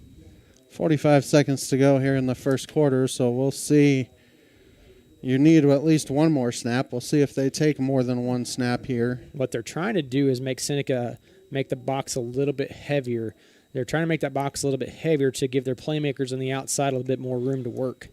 Split out to the far side is Key Henderson. Woolfolk to the near side. A jumbo package coming in. They're going to go wishbone. Never seen him run wishbone ever on film. Wishbone formation behind Isaiah. Isaiah's going to hand it off to Scott. A little trouble with the handoff. Jace Renfro is going to wrap him up and take him down. Gain of 2 on the play to the 7. That'll probably be the last play of the first half. Second down and goal. First quarter. First quarter, excuse me. Gets just 2 on the play to the 7. We'll see what Coach Woolfolk and the Lift for Life team decides to do. There's 10 seconds left on the game clock. It looks like they're going to be content going to the second quarter.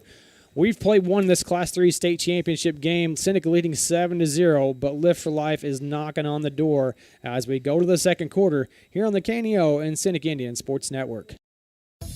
A business impact partner of KNEO is ProLube Tire and Auto Center in Neosho. Serving the area since 2001, they're open Monday through Friday from 7 a.m. to 5:30 p.m. ProLube Tire and Auto Center offers tire and brake repair, as well as transmission service, front-end alignments, and more. Located at 1406 North Business 49 in Neosho. More information 417-526-4984 or online at proluberepair.com. Here to Spratt Stadium. Seneca leading 7-0, but they've got a tough task. Their back's against the wall right now. Lift for Life has it second down and goal at the 7. Sponsors for today's game: Four State Sports Report, Dairy Queen of Seneca, First Community Bank, Neosho Chamber of Commerce, Amory Roofing and Construction, Missouri State Representative Dirk Deaton, Southwest Missouri Bank, Neosho Daily News, Doug's Body Works, Prairie Top Chiropractic, and Cedar Lane Farm and Garden. Second down and goal from the 7 coming up for the Hawks as they trot back out on the field. The Indians out there are waiting for them. Got to have a better job tackling up front. Got to fight through those blocks because Lift for Life has some big bodies. They'd like to get out in space and lead the way right now. That's what they're doing for Scott. Scott's the big ball carrier on this series. 5 rushing attempts for 37 yards on this second series for the Hawks. Looks like the Hawks may be going back to a wing-back formation with Scott. 2 receivers to the near side, 1 to the far side. 1 split out to the far side is Moss. He likes to go to that target as well. Now they're going to have 2 on the far side.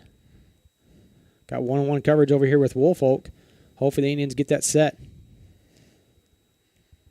And it's going to be handoff to the inside man. It's going to be brought down immediately by Jace Renfro, Brock Pendergraph, and Blaze Graham as the handoff went to 7 Jackson. Jackson got back to the line of scrimmage and no more. Third down and goal. Slow developing play there, but Pendergraph beat a block, and then Blaze Graham coming down hard, able to help finish him off. That may have been a little RPO. He kind of waited to see what the defensive end was going to do, and Pendergraph came crashing down hard. That was probably one the quarterback should have kept. Scott in the backfield again with Isaiah. 2 receivers to each side. Scott looking over the defense. And it's going to be a handoff to Scott once again. And Kai Adams is going to come and trip him up right at the 5-yard line. Going to make it 4th down and goal. Good job there by Kai Adams, Seth, because if Kai Adams doesn't get him, I think he waltzes into the end zone. They got him just inside the 5 at the 4, so just a gain of 3 on the play for Scott. Go ahead. I thought Coach was on there for a second. I am. I'm on here, but I'm telling you what, this is tight here. Yes, you look at it, throw it outside, get your outside receivers setting up in trips on the left. Yeah, look out. They're going to try to throw it out there to number 3. That's Key Henderson. Try to run the screen with him if they don't hand it off to Scott. I imagine that's 4th down and goal from the 4-yard line. You have one-on-one coverage up top as well. Going to send him man in motion. And it's going to be a handoff to Scott once again. He's going to be held up, and he's going to go into the end zone for the touchdown. Second effort, Kai Adams was there at the 4-yard line, just unable to hold him down, and they score on a 4th down and goal. That was a tough play for the Indians. Man, they were right there, and Scott just able to muscle through the first hit, first contact. Kai Adams would like to have that play back, I'm sure. A little bit of a wrinkle here, too, is Lift for Life doesn't have a PAT kicker, so they go for 2 all the time. So if you're Seneca, you want to stop them here and still have a lead. 10:35 to go here in the first half. Making some substitutions here is Lift for Life. Woolfolk split out to the near side. Henderson on the far side for the Hawks. Wishbone formation, toss sweep coming inside. It's going to be just shy as Aiden Crane comes up the stop on 7 Jackson. No good on the 2-point conversion. Seneca leads 7-6 with 10:35 to go here in the first half. We'll take a 30-second break here on the KNEO and Seneca Indian Sports Network. Mid-America Specialty Markets of Seneca is a supporter of the Seneca Indians, and they're proud to bring you today's game. They provide insurance services for the four-state area, including home, auto, life, and agribusiness. Located at 910 Washington Avenue in Seneca, they are licensed in Missouri, Oklahoma, Arkansas, and Kansas. Learn more today at midminsurance.com or call 417-451-9177. Mid-America Specialty Markets. Protecting your business and family is our specialty. As Live for Life able to score on a 4th down and goal from the 4. Man, Kai Adams was just right there, guys. He just unable to wrap up and take down Scott. He had a good second effort, did Scott, on that play. Back deep to receive for the Indians, Blaze Graham and Hunter Haynes. Kicking off for Live for Life. Looks like number 15, I believe it is, if I'm not mistaken. Help me out on that, Ben. Aiden Barber. That is number 15, correct? I saw him kicking on film this year a lot, and he kicks the ball at the back of the end zone a couple times, so he's got a strong leg. So we'll see what they decide to do. Got to have those hands team ready, those front guys ready to go in case they try to onside kick and steal the momentum right back after they've scored. They run 6 to the near side, 4 on the far side. It's an end-over-end kick that Hunter Haynes is going to field at the 20-yard line. Got blockers to set up in front of him. He's going to score it out to the left side, be brought down from behind at about the 38-yard line. First down and 10 for Seneca at the 38. DD Farm and Feed is a backer of the Seneca Indians. Offer farm and feed supplies, including gates and panels, squeeze chutes, vet supplies, and more. Open Tuesday through Friday, 8 to 5, Saturdays, 8 to noon. Closed on Sunday and Monday. For more information, the phone number for Lynn at DD Farm and Feed is 417-776-2953. Proud supporter of the Indians, and everyone at the Neosho Daily News wish the Seneca Indians good luck. Let's go get that win. Graham and Sherwood split out to the near side. Safety over the top. Probert just going to have a quarterback sweep to the right side. Miller's blocking for him. He's at the 40. Lowers his shoulder, still on his feet. Finally brought down out of bounds near the first down marker at the 47. Good run there by Probert. Good blocking downfield on the 9-yard pickup. Yeah, they're able to get that outside linebacker, squeeze him in, and then there's a whole bunch of green there for Brody Probert. Second down and 1 coming up. Sponsors for today's game: People's Bank of Seneca, Crowder College, Christian Healthcare Ministries, the Seneca School District, and Racine Christian Church. Haynes is going to join Sherwood out here on the near side. Maybe the other Haynes as well on the near side, number 11. Probert, handoff. Miller, going to go right up the middle. He's got a big hole at the 45-40, 35-30. He's going to go down that far sideline at the 20, taking defenders with him inside the 10-yard line. They're going to say he's right at the 10. Good run there by Roman Miller as he's taken down from behind. First down and goal to go on the... Well, that's a big pickup of 43 yards. Good job there by Roman, Seth. And we talk about Lift for Life. When they bunch it all together like that, Seth, you get to that second level. He wasn't quite gone. They have the athletes to catch up. But, you know, a very big gain for Seneca. That pursuit drill where he weaves back and forth gave him an extra probably 10 yards on that carry, too. Double H back in, double tight end, timeout for Lift for Life. We'll step aside for 60 seconds. We'll come back right after this. Amry Roofing and Construction, based in Seneca, Missouri, specialize in roofing, siding, guttering, remodels, decks, and new construction. They also handle concrete, fire, and flood mitigation, and even work directly with your insurance claims. 417-389-6986. Whether it's a small repair or a major project, you can count on Amry Roofing and Construction for quality, integrity, and craftsmanship. See more online at amryroofing.com or find them on Facebook. It's never too early to start saving for next Christmas. Open a 2026 Christmas Club account at First Community Bank and earn an impressive 4.00% APY. We're here for you. We're helping you plan ahead so when the holidays roll around, you can focus on what really matters most. Save a little each month, and by next season, you'll be ready to celebrate without the stress. Start saving today at firstcommunity.net or stop by your nearest location. First Community Bank, where community comes first. Member FDIC, APY equals annual percentage yield. It's going to be Probert running it to the left side. He's going to be at the 5-yard line. Lowers his shoulder to the 5, bowling forward down to the 2-yard line. Good run there by Probert. He had me faked. I thought he handed it off to Miller. Second down and goal at the 2. Just a read option there for Brody Probert. And, you know, when they start leaning heavily on Miller, that's where Probert comes into play. Second down and goal from the 2. 9:40 and counting here until we hit halftime. Double tight, double H back set up again for the Indians offense. Handoff's going to go to Miller this time, get behind a couple key blockers, lowers his shoulder. I'm not sure he got in there. Going to be about a foot short of the goal line. 3rd down and goal.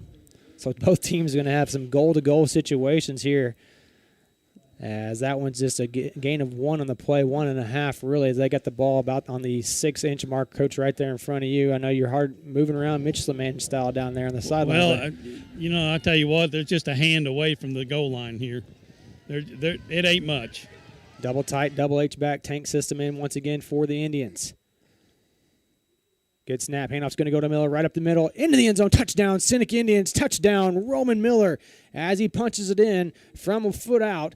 And the Indians add to their lead. He cartwheeled in there, Seth. He got kind of somersaulted, but at the same point, I think it was Kai Adams got a very big block there to allow him to kind of somersault into the end zone.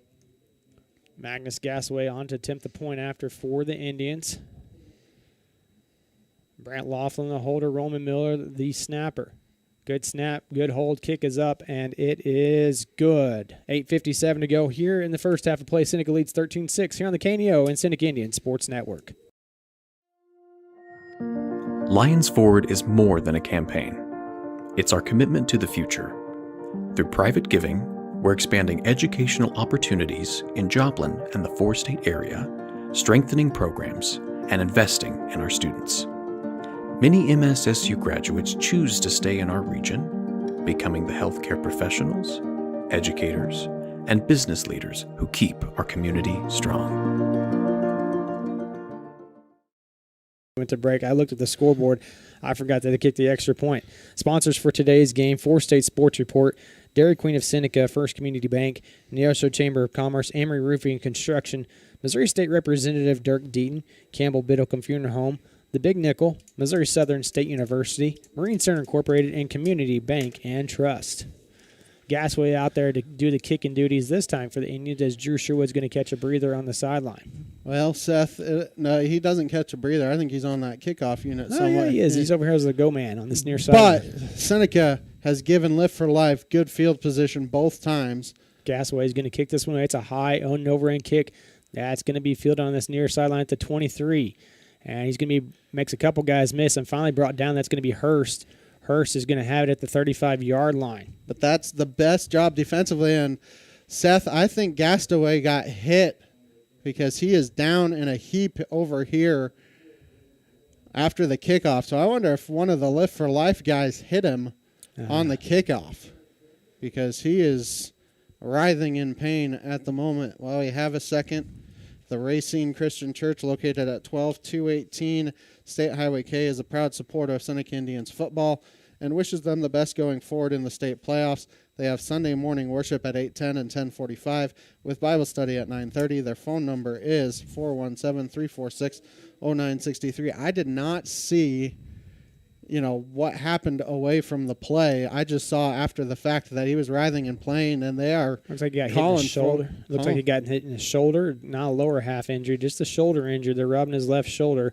May have got hit hard. And I think okay. Cody's talking to the official. Well, Cody's talking to the Lift for Life coach saying, hey, why are you hitting him when there's no one near him? Right. And he was talking to the official about that too, because it was away from the play.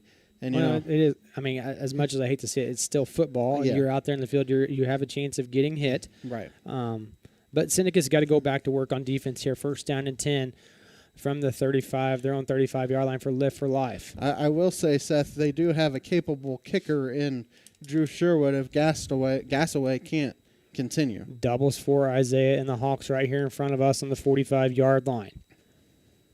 Still waiting the snap. Going to send a man in motion. And it's going to be a late give to the running back, Jackson. Jackson's going to be tripped up by Kai Adams. Kai Adams, again, mad at himself because he just missed a tackle in the backfield. He tripped him up, though, a gain of 2 on the play, 2nd down and 8. They like to run that zone blocking. I mean, their offensive lineman is big. And number 7, you said his name, I can't remember. That's 7 Jackson. That's easy to remember, yeah. Yeah, Jackson he just likes to hide behind him. That's the reason he's hard to get a hold of. Well, Coach, I said 7 Jackson. That's his name, 7 Jackson. He's number 7, so it's easy to remember. Number 7, and his name is 7. 7, yep. Okay. That's a Seinfeld reference there. For any of you out there listening to that, that's a George Costanza thing. 7 was Mickey Mantle's number.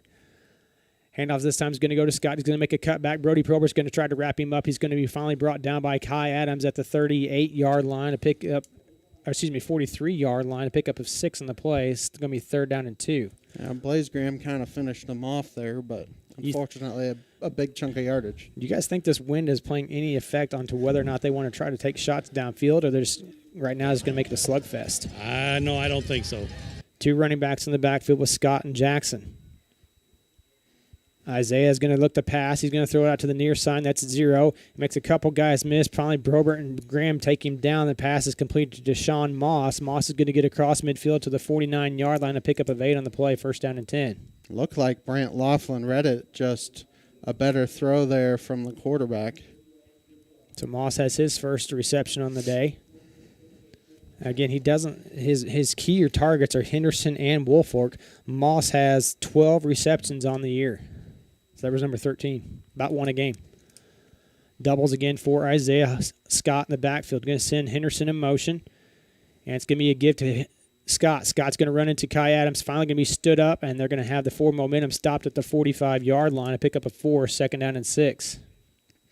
Like Coach said earlier, they're just hiding behind their big offensive linemen and getting big chunks of yardage. Well, eventually what he's probably going to do is not give it, throw a screen pass to the outside. So Seneca's got to stay at home if on the outside, because they might try to throw that screen pass back to the backside.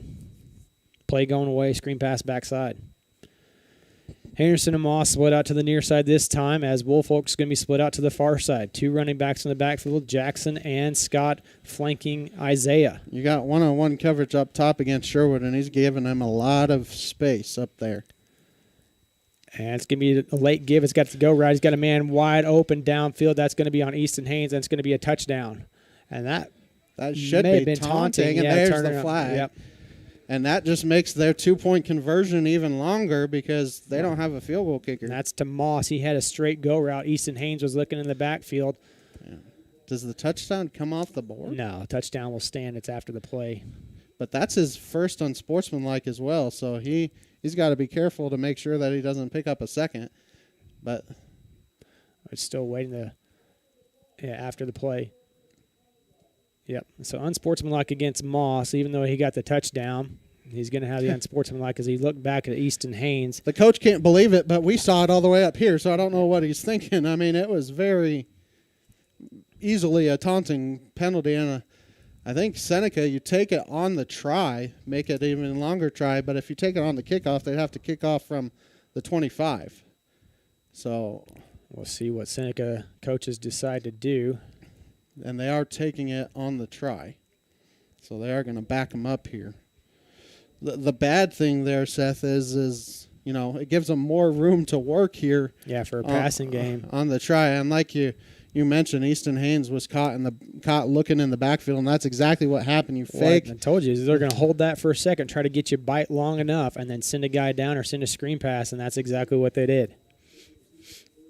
So try coming up from about the 18-yard line for Lift for Life. They're going empty set with Isaiah. Trips to the near side. Scott, Woolfolk, and Moss split out to the near sides. Henderson and Jackson. So 5 receivers in. They've got one covered up. I was going to say they can't have them covered up on that far side. Isaiah going to look to pass. Aiden Crane going to give pressure, and he's going to get hit as he throws. Incomplete out of the back of the end zone. 2-point conversion attempt is no good. 6:20 to go here in the first half of play. Seneca leads 14-12. We'll be back in 30 seconds.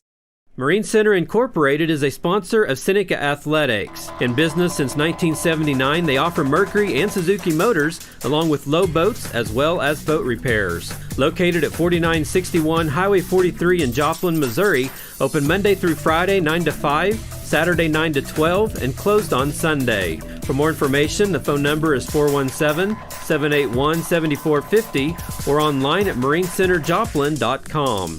The Marine Center Incorporated, where the slogan is, your family boating headquarters.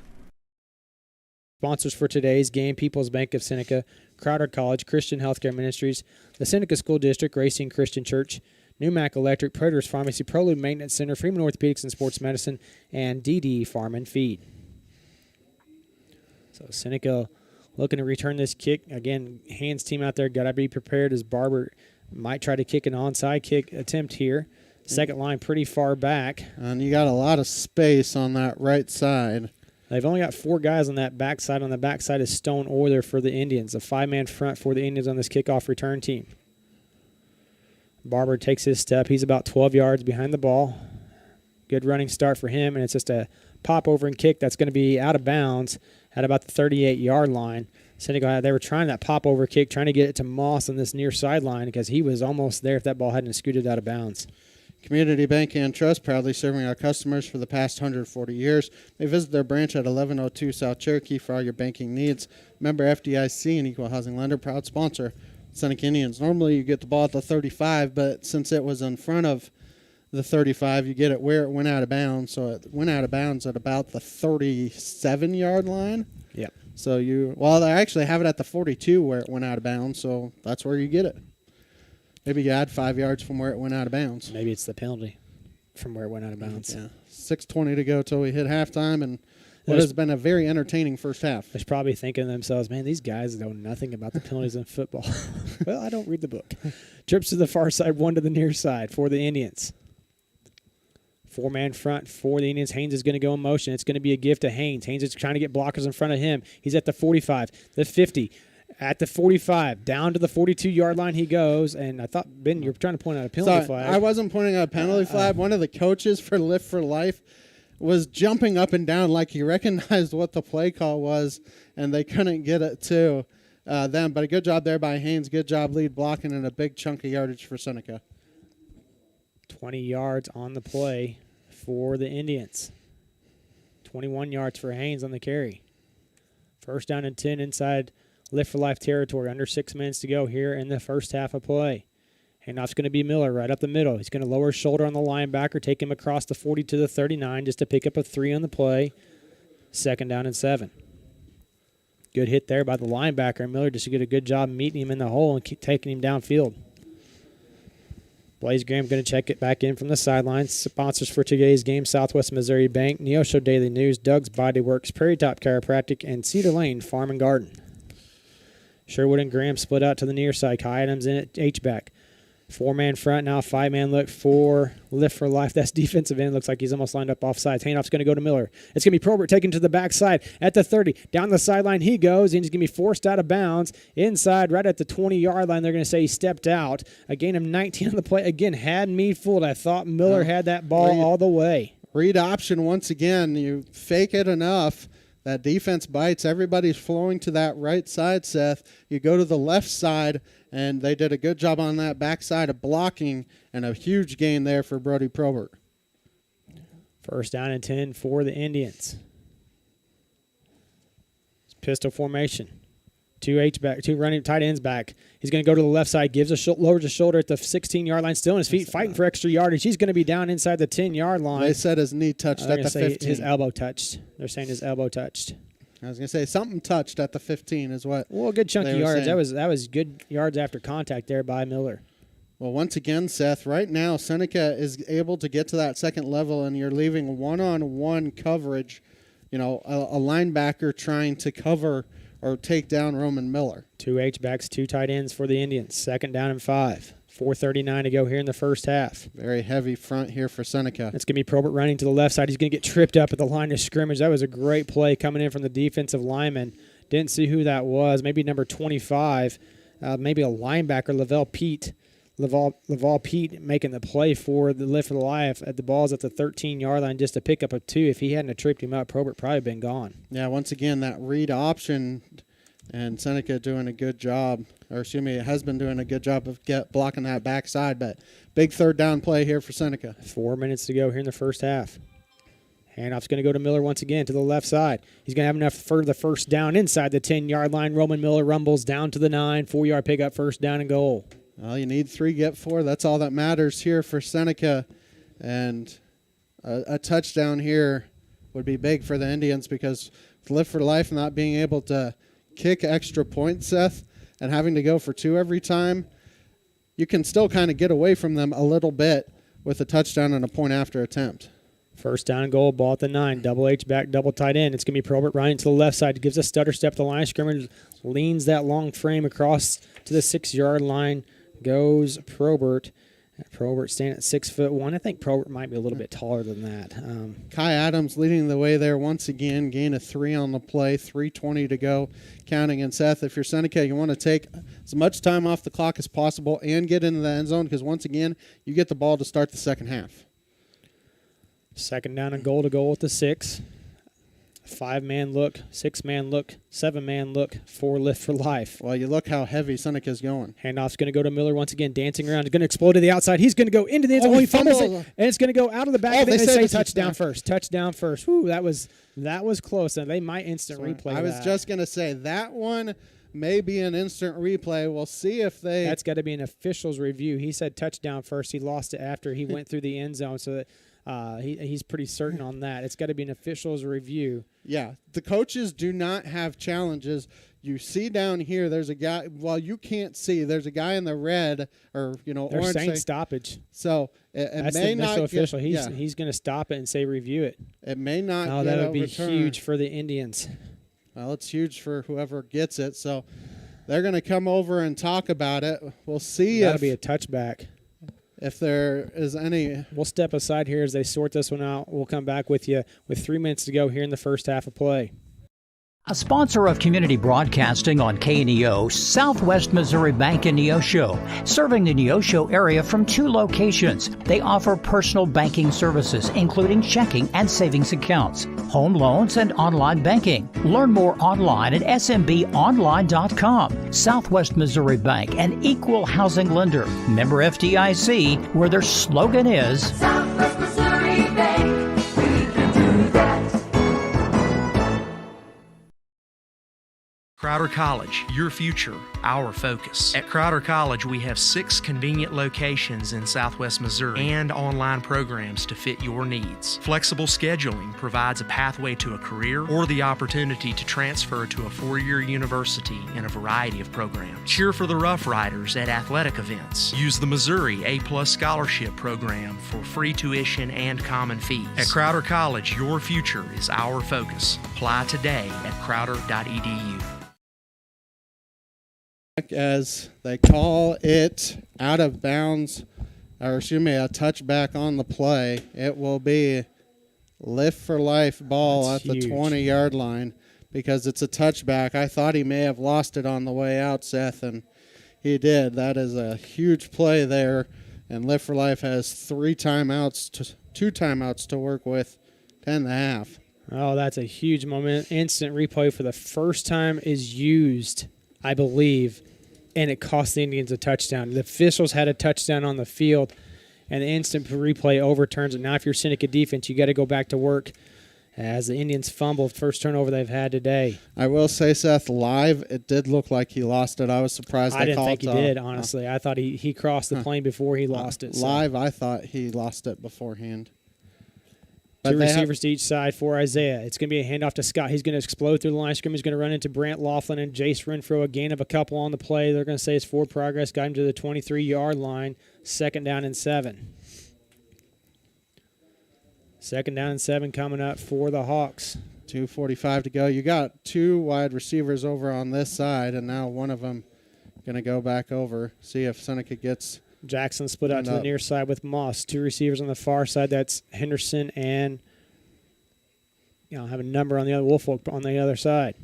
Isaiah looking over the defense. Still clapping his hands, waiting to snap. He's going to throw the screen pass out to Moss. Moss is trying to get to the edge. He's going to get tripped up a little bit, and then Blaze Graham unable to bring him down. And he's going to be forced out of bounds at the 33-yard line. They're wanting a flag on this near sideline as Roman Miller came in late. Got to be careful not to pick up any extra yardage for a late hit out of bounds. A 10-yard pass reception to Moss. And that's what we're talking about, Seth, with making tackles in open space. Drew Sherwood had him for what should have been a loss. First down and 10, 2:18 to go here as the runner got out of bounds. A lot of room at the top as Wolfolk is covered up by Haynes. Haynes has got to give him plenty of space. Wolfolk is fast.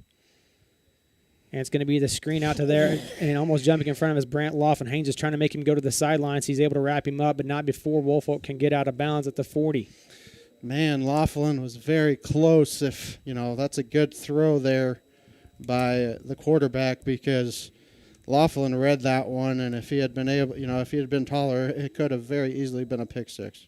Right now, the Indians, you've got to forget about that fumble. You've got to stay strong here and keep the Live for Life Hawks out of the end zone. Well, you think about, Seth, last week, Live for Life up 14-0.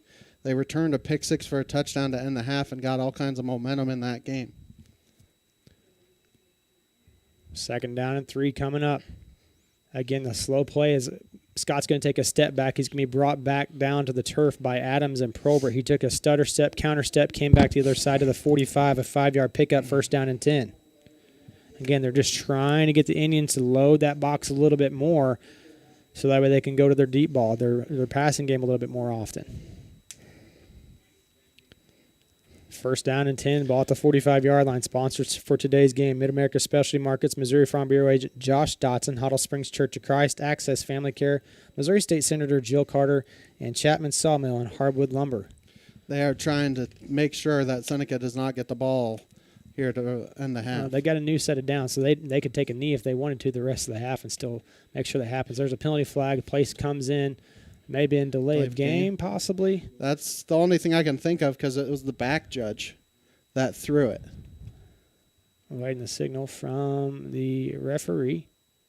And his delay of game, so it's going to be 1st down and 15. The ball's going to be back at the 40. They were trying to waste some clock, but they wasted too much clock there and didn't get a snap off. Well, they do have a play clock over here on this side that you can see, but you can't see that other one on the other end zone. It's not very bright. I was going to say there's one right above the clock, but yeah, hard to see that one, especially if that one's looking right into the sun. So Woolfolk and Jackson split out to the far side this time for the Hawks. Scott's in the backfield with Isaiah, 2 receivers on the near side. It's going to be Moss on this near side as well. And it's going to be play action looking deep downfield. He had pressure in his face, and Woolfolk's going to haul that one in. He's trying to get extra yardage. He gets enough for the 1st down before he's spun out of bounds by Haynes at the yard to gain at the 45. So they get all that yardage back on one play, 1st down and 10. Just too much of a cushion there for the defense, Seth. Well, you've got to give a cushion because they are so incredibly fast downfield. Yeah, with a minute left, you're giving a cushion, trust me. Now if you can just get a tackle inbounds, that would be huge. Live for Life does have 2 timeouts, Seneca with all 3 of theirs. They're once again taking a lot of time off the play clock, but the game clock's not moving because he stepped out of bounds. I'd like to see a turnover here forced by the Indians' defense. So far, Live for Life's been perfect. Receivers to each side, 2 of them for Isaiah. And he's going to drop back to pass. Brock Pendergraft's going to come free. He's going to be flushed out of the pocket. He's going to try to take off and run. Now he's going to look deep downfield. He's got a man open in the back of the end zone. It's going to be caught for a touchdown.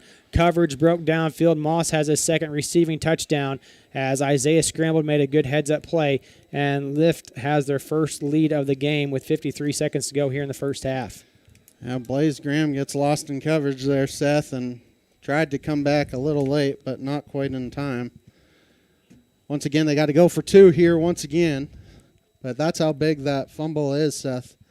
Because instead of being up 21-14 and them driving the field, they still had to drive 80 yards. But Live for Life's going to call a timeout. We'll stay right here, though, because we've got plenty to talk about right before we go to half here. 53 seconds to go. Seneca right now, that fumble was so big. I mean, if you don't have instant replay, it's a touchdown. If you don't have instant replay, it's a touchdown. For some reason, they bring it into the state championship game, and now you're going to. They've been talking about it years, though, and the main reason to have it is to get calls right. And so, my thinking is, though, the one year they get it and it goes against you, I'm going to play I'm going to play Seneca's advocate here. The one year they have it and it goes against you, it's kind of one of those things. Well, why not allow it in every single game? You don't have the capabilities in every single game. And it'd be interesting to see what views they had, too, on the sideline. Was there enough? There obviously was enough. There has to be enough for them to overturn it. So there obviously is a view that they saw that he did not cross the goal line. That's what I'm saying, to see the views. I wonder what views that they had. They said they have 2 to 4 cameras, so obviously one of those cameras caught something. I know they have one down here, and they have the one on the far side as well. Twins for Isaiah. Handoff's going to go to Scott right up the middle. He's going to try to reach his body out, and it's going to be no good once again. 18-14 your score with 53 seconds to go here in the 1st half. We'll step aside for 30 seconds. Seneca Indian Athletics is sponsored by Prairie Top Chiropractic. Located at 4556 Quince Road in Seneca, chiropractic physician Seth Wilson offers chiropractic services to Seneca and the surrounding areas. For appointment information, their phone number is 417-776-4556 or discover more at facebook.com/Prairie Top Chiropractic. Prairie Top Chiropractic, where their slogan is better health, better you. Play Seneca trailing now for the first time, 18-14. But Seneca does have all 3 timeouts, Seth, so if you can get a good return here, see if you can score before halftime, and you do get the ball to start the second half too. So still looking for some positives here if you're Seneca. Boy, that was just such a huge flip of momentum with that touchdown fumble call back. It gave Live for Life all the momentum going back to them. Barber on to kick this one away. It's a short kick that's going to be fielded by Drew Sherwood at the 31-yard line. He's just going to lower his shoulder and be finally brought down at the 35-yard line. 36. And there's a penalty flag right there. Probably going to be a hold on Easton Haynes if I had to guess, because it's by right where that penalty took place as Haynes was driven out of bounds. Let's see what they did come up with. And I think they're talking to the Lift for Life coach. He's got his hands on his hips, so clearly he's not happy with something. So if it is on Lift for Life, then you're adding yardage. We'll wait and let them. Personal foul against Lift for Life. And that is the second. You have a taunting play, and then you have a personal foul there. So you go from the 36-yard line. You're now in plus territory at the 49-yard line of Lift for Life. I think they even have it on the 48-yard line for now.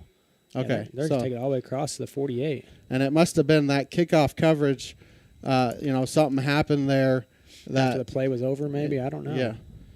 Threw a guy into the sidelines. As we're at the top of the 12 o'clock hour, you're listening to KNEO 91.7 FM, Neosho Joplin, live online at kneo.org. Seneca does have all 3 timeouts as well with 47 seconds left in the half. Going to take off and run on the quarterback draw. He makes one guy miss. He's still on his feet at the 40. Going to get out of bounds inside the 40, and there's going to be no flag. No flag.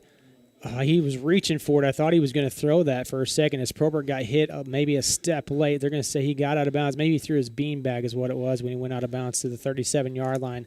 11-yard pickup, first down and 10. It is a first down, and he gets out of bounds to stop the clock. It's amazing what a personal foul will do for you, Seth, there. Just a quarterback draw. He's able to beat those defensive linemen and able to get out of bounds. Seneca does have all 3 timeouts as well to work with. Trips to the far side this time with Sherwood, Haynes, and Graham. Jude King in tight on this near side. Watch the tunnel screen. Going to drop back to pass. Going for the inside route to Sherwood, and it's going to be tipped and incomplete as that one sailed just a little bit on Probert, his first pass attempt on the day. Second down and 10. Clock stops with 37 seconds to go. Ball on the 37. A little bit of pressure there up the middle. Had a hard time stepping into that throw. Now I just need one of those big runs from Roman Miller right up the middle. As you've taken a shot downfield, maybe that opens up the defense just a little bit and makes the wind has died down here too. You look at that flag, it's died down a little bit, but any wind you have is with Seneca. Lift for Life tried to check on a player. He didn't have a helmet, so he had to come back off. Trips to the far side once again. Probert going to pull back and throw. Got pressure in his face, going to have to step up in the pocket. He's just going to hold on to the ball as the pocket collapsed around him. There was nowhere to go because he ran into his own guy. Ball's at the 43-yard line. Seneca's going to stop the clock with a timeout. First timeout of the half with 29 seconds to go. So just a loss of about 4 on the play. We'll say they mark him back to the 43, so a loss of 6 on the play. Third down and 16. He was looking to pass, and there was nowhere to go. That pocket collapsed. He ran right into the back of Landon Hughes trying to block for him. Yeah, they blew that play up pretty quick. And after that fumble, the momentum has definitely shifted. Seneca's got to find a way, fight through the adversity that they've seen the entire season, and get a drive here right before half with 30 seconds to go. They keep trying to look downfield, thinking maybe that'll lessen the box a little bit for them, similar to how Lift for Life has tried to run the ball primarily to lessen or to load up the box a little bit more for their passing game. And the passing game so far has been working for them. That's their 2 big touchdowns. Well, Lift for Life knows that Seneca's trying to pass the ball here, so they're just pinning their ears back, and Seneca having trouble blocking those defensive They're going to go with an extra secondary player, so they got a 3 down lineman for the Hawks on the defensive side of the ball. And this is where read option Kai Adams checks back in for the Indians. It's going to be option play to Miller. Miller's got blockers set up in front of him. He's got an opening down the middle. It's at the 30, the 25, first down at the 20, 15, 10. He's going to be forced out of bounds at the 9-yard line. Good speed option play there for the Indians. First down and 10, goal at the 9. Well, Seth, I called it. If they lighten up the box, what do? You run the option play, and Roman Miller had a whole bunch of green there. If you can score here to end the half, that would be big. Still 2 timeouts, so you can run the ball here if you're Seneca. If they're going to lighten the box like that, Seneca's going to run all day long as they go. Once again, only 3 down linemen, but I think they're going to bring. Oh, they're going to bring a little bit more pressure. They got 8 in the box now, maybe 9. 2 receivers to the near side. Handoff's going to go, and it's going to be Probert taking himself. He's got a guy in his back immediately. As soon as he had a blitzing linebacker coming in, maybe that was a defensive tackle. He's a little slow to get up. Seneca calls their second timeout with 15 seconds to go. We'll step aside for 30 seconds. Access Family Care serves all of your health care needs, from behavioral health to dental services to primary medical needs. AccessFamilyCare.org, women's health, OBGYN services. AccessFamilyCare.org, with locations across Southwest Missouri. AccessFamilyCare.org, quality, convenient health care. Access Family Care medical and dental clinics, building relationships, providing great care. 15 seconds to go here in the first half of play. Seneca trailing 18-14 against the Lift for Life Hawks in this Class 3 state championship game at Spratt Stadium in St. Joseph, Missouri. Seth Wilson, Ben Walcott, Darrell Harbaugh on the call for you today. 15 seconds to go. Seneca looking at a second down and goal from the 12.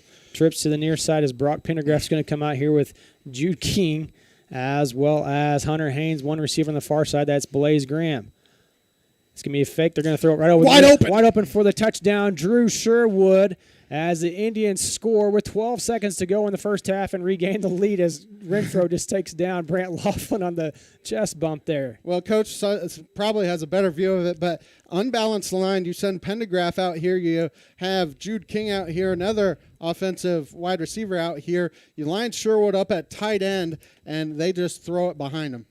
12-yard touchdown pass as Drew Sherwood now to attempt the point after for the Indians.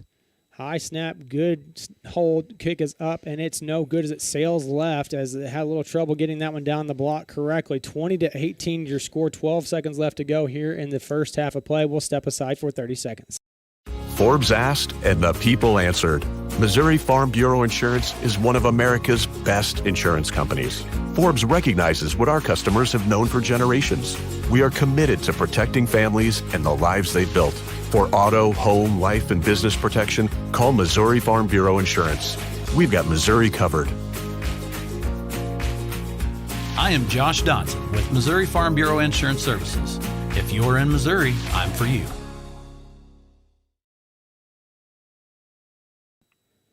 .12 seconds to go here in the first half. Seneca leading 20-18 over Lift for Life. And Seth, that's a very big touchdown for Seneca to not end the half, but get a lead here. Need to get a good kick off coverage, tackle here. And then last week, Lift for Life scored on the last play of the half, so you know some kind of trickeration is coming as Lift for Life has one timeout. Wolfolk back deep to receive for Lift for Life. I believe also on this near side, that may be Seven Jackson. And also, Seth, you've mentioned how good they are at kick returns, so maybe you squib it here. That's Hurst. It doesn't matter if you squib it or kick it high. They're still good in their kick returns. It is going to be a squib kick that's going to be fielded by Moss. He's going to try to get to the outside. Ooh. Moss is going to take on a couple Seneca defenders and Kai Adams and looks like number 21, that's Yoakum down there, taking him down for the Indians. Good job by those two to make a good tackle at the 31. 7 seconds to go. More than likely one play here, Seth. You know, it's going to be hard to get to, but there is potential for two here. If you're Seneca, deep is the deepest, and this is where open field tackling comes into play if you're Seneca. 20-18 your score, 7 seconds to go. Lift for Life's probably just going to take a screen route, and then throw the deep ball, Hail Mary. And the referee's talking to him. Well, the play clock is going, so that's what they're talking about. Need to get out of the huddle on the sideline. Trying to come up with something here against the Indians with very little time remaining. I mean, Seneca's got 4 guys way deep here as they switch somebody out late. They got 5 on the play clock. See if they snap it in time. Isaiah looking over the defense. They did not snap it. Well, they're going to let it go. Isaiah's going to look to throw deep downfield. Brock Pendergraft giving chase. He's going back out one pressure. Kai Adams is going to get to him and wrap him up at the 20-yard line. Clock's going to run out with the score being at the half. Seneca leading 20-18 as Kai Adams gets back there for the tackle as we go to the half. Ooh, that was an exciting play. I thought he was going to knock that ball free. And I did was too. going to pick it up, but he was awful careless with that at the last second. Good job by Kai. Seneca goes to the locker leading this Class 3 state championship game 20-18. We'll step aside for a halftime show. We'll be back right after this. I'm Bryce Johnson with this Unpacking It Sports and Faith Minute. In recent years, some NFL quarterbacks have begun incorporating brain training into their weekly routines to help them make better decisions and recover from past mistakes. There are benefits of brain training for an NFL quarterback, but there are also similar strategies we can use as followers of Jesus who desire to love God with all of our mind. How we think and what we think about tremendously impacts our view of life. We need to ask ourselves how often we meditate on Scripture and if we're careful about the thoughts dominating our minds. The Bible says, "Do not be conformed to this world, but be transformed by the renewal of your mind, that by testing you may discern what is the will of God, what is good and acceptable and perfect." Today, let's not allow our minds to race toward negativity or focus on the wrong things. Instead, let's train our brain to be a valuable asset. I'm Bryce Johnson, and you can unpack that. For more, go to unpackingit.com. Welcome to the KNEO Sports Network Halftime Show. Once again, here's Ben Walcott. And we welcome you back to Spratt Stadium here in St. Joseph as we're at the half, and the halftime show is brought to you by Prairie Top Chiropractic. Coming up at the half, I'll talk with Seneca Athletic Director Rich Atkins as part of our Indians Minute. We'll have an interview with a Freeman trainer as part of our Freeman Sports Health Minute. You're listening to Seneca Indian Football here on the KNEO Seneca Indian Sports Network.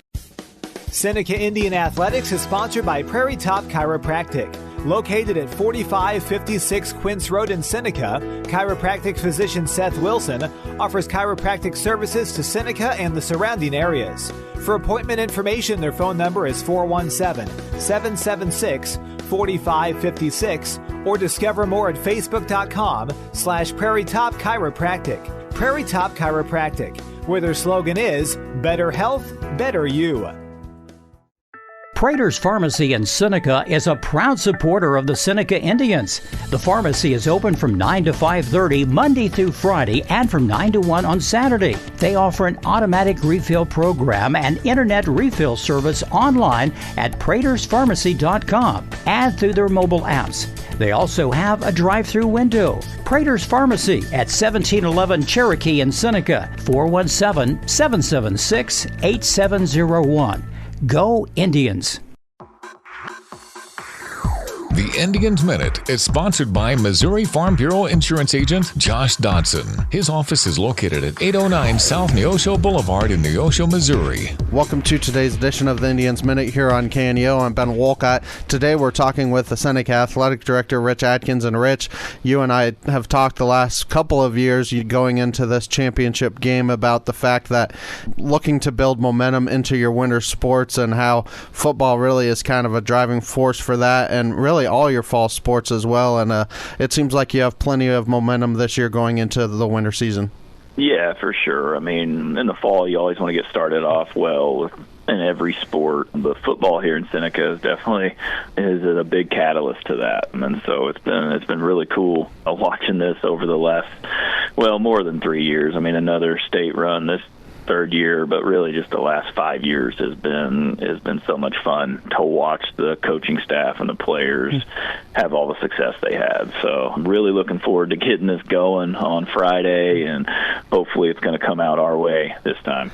Yeah, exactly. Obviously looking for a different result than the last 2 years, but going back to the fall sports, talking a little bit, you have to think about the softball team, and Cassidy Barclay in her first year did a tremendous job of getting them to a district championship game, and they were with Cassville every step of the way. It was just unfortunate, couldn't find a way to score some runs, and then when you're competing with a team that makes it to the Final Four, you got to feel pretty good about yourself. we couldn't be more thrilled with the job that Coach Barclay did with our young ladies this year. Didn't have a ton of numbers out there, a few girls that hadn't played much softball at all, and she really did a good job and just brought an excitement and energy, I thought, to the program that we needed. And I'm really looking forward to seeing her continue this in the future. She'll be coaching our junior high team in the spring, so it gives her a great opportunity to work with our younger levels and continue building the program that she wants to build. And we like I said, we couldn't be more excited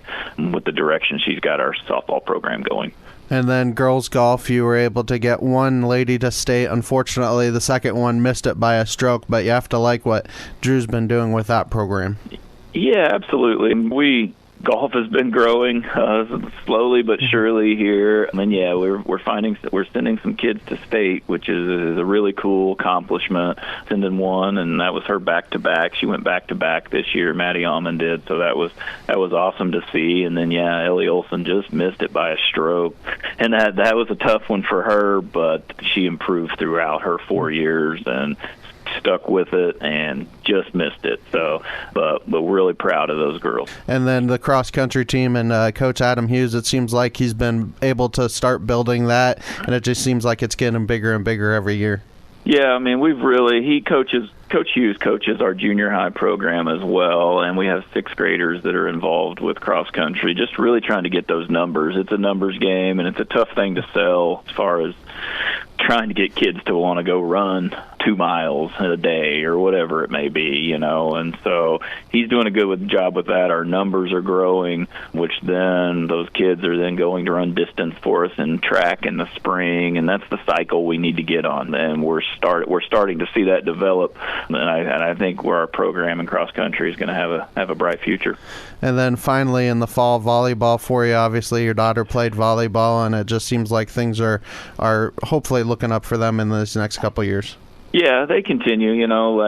We've had a lot of seniors this year, and a lot of competitive volleyball games. A lot of 5 sets games that some didn't go our way, but they competed really well this year. I thought saw a lot of growth, and then the positive thing is the younger levels at freshman, JV levels, they really competed and won quite a bit at those levels. So that looks good for the future. And our volleyball numbers compared to softball and girls basketball and those sports are really good. We had 27 on the roster this year, so the program is growing in numbers, which is always good to see. Now we just got to continue to develop the skills needed to be more competitive on the court, and I think we're beginning to see that. As you look forward to the winter season here, what are you kind of looking forward to with girls, boys basketball, and then obviously girls and boys wrestling as well? Yeah, so our girls basketball team, they've got a good win the other night against Neosho, and it's kind of a mixture. He's got a couple older girls and a couple young kids that he's going to rely on. So it's going to be probably some bumps in the road, but I think you're going to see them on the win-loss column be in the more positive side of that this year. They're working really hard at it, and we've got, like I said, a couple young girls that'll get better as the year goes on. And so I really expect this team to be playing well by district time by the end of the year. And I think Coach Schulte feels that, and I think he's excited about that as well. On our boys side of things, we're just going to be extremely, extremely young this year. You're probably going to see a few freshmen, 3 or 4 freshmen getting varsity time this year, and that's just kind of the nature of the up and down that we get at our school with basketball or baseball, whatever it may be. But yeah, it's going to be a young group. We still obviously have another 5 or 6 kids that play in football that haven't even got to touch a basketball yet, which is always a great thing. But as a basketball coach, it's a tough thing too, because you're going to have to turn around and play next week real quick against some varsity competition, and it's tough to be ready. It's tough to be ready. So I expect to see a lot of growth throughout the year with this group as well. Like I said, it's going to be a very young team with not much experience, so there's going to be some tough nights, but I think there's going to be some positive ones as well. So I really just look forward to watching them grow throughout the year, and like we always talk about, hopefully playing your best by the time you get to late February, early March, and I think we're going to see that. Definitely exciting. And then obviously girls and boys wrestling as well. And Jeff Sill was named the coach of the year. Obviously, he means a lot to the Seneca community, and I'm sure he's expecting, last year I think they finished a state runner-up, and obviously the goal every year is to get to state and have a chance at winning that state title. So I'm sure he's kind of thinking that again this year. Yeah, I agree. We're looking forward to the wrestling season, like a second-place finish last year with 2 state champions returning and more state placers. And then I know we have a good influx of freshman wrestlers. So I think top to bottom within the weight classes, I think we're going to be really good this year. I think we're going to be really competitive at every weight class, and that's kind of the last few years we might have been missing some spots here and there, but you really can't complain when you're finishing second in the state. So we do feel like our boys wrestling team has a solid chance to make a good run again this year and see if they can't get over that hump, kind of like football, and maybe take that first place trophy. So we're really looking forward to that. On the girls side of things, we got 5 girls out this year, and then hopefully had some close to going to state last year, and hopefully this year we'll be able to get over that hump and get a couple of them to qualify. Well, Rich, I know you're a busy man, so we appreciate you taking a couple minutes here today on the Indians Minute. Wishing you guys the best of luck. It's halftime, so hopefully things are going well for us here at the state title game. For sure. Thanks a lot, Ben. Thank you for listening to the Indians Minute, sponsored by Missouri Farm Bureau Insurance Agent Josh Dodson. His office is located at 809 South Neosho Boulevard in Neosho, Missouri. For more information, his number is 417-451-1504. This portion of the game is brought to you by People's Bank of Seneca, proudly investing in our community and you since 1996. They provide checking and savings accounts as well as CDs and loans for individuals and businesses. They offer multiple locations in Joplin, Seneca, and Neosho, or visit them online at peoplesbankofseneca.com. People's Bank of Seneca is here for everyone in the 4 states. Proud supporters of the Seneca Indians, member FDIC, and equal housing lender. If you're a weekend warrior who likes to go, don't let pain put the brakes on your pace. When you need help with an injury that keeps you from moving, you want an orthopedic team with a proven track record. Freeman Orthopedics and Sports Medicine is nationally recognized and were recently named CareCheck's #1 hospital in the market and top 10% hospital in the state for hip fracture repair. Freeman Orthopedics and Sports Medicine, the experience you need to keep pace with life. A nonprofit organization, a sponsor of high school sports.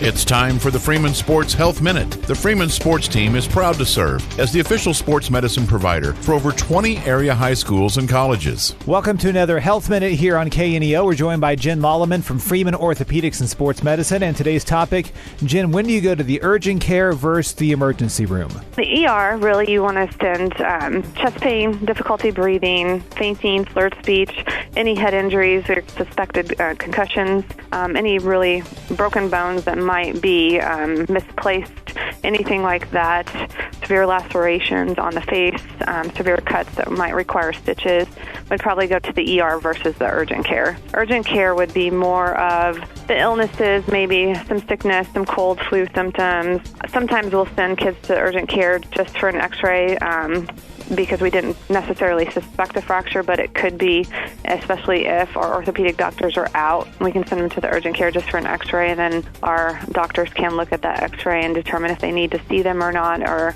kind of read the radiology reports and let us know what's going on. For the Freeman Sports Health Minute, I'm Adam Winkler.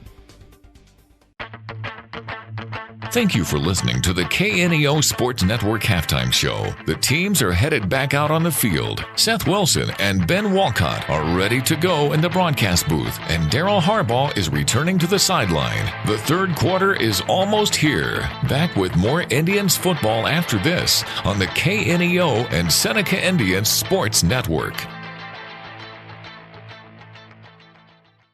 This ballgame broadcast is made possible by Amory Roofing and Construction based in Seneca, Missouri. They specialize in roofing, siding, and remodeling. They also work directly with insurance claims along with concrete and new construction services. For more information, their phone number is 417-389-6986 and their website is amryroofing.com. That's AMRI roofing.com.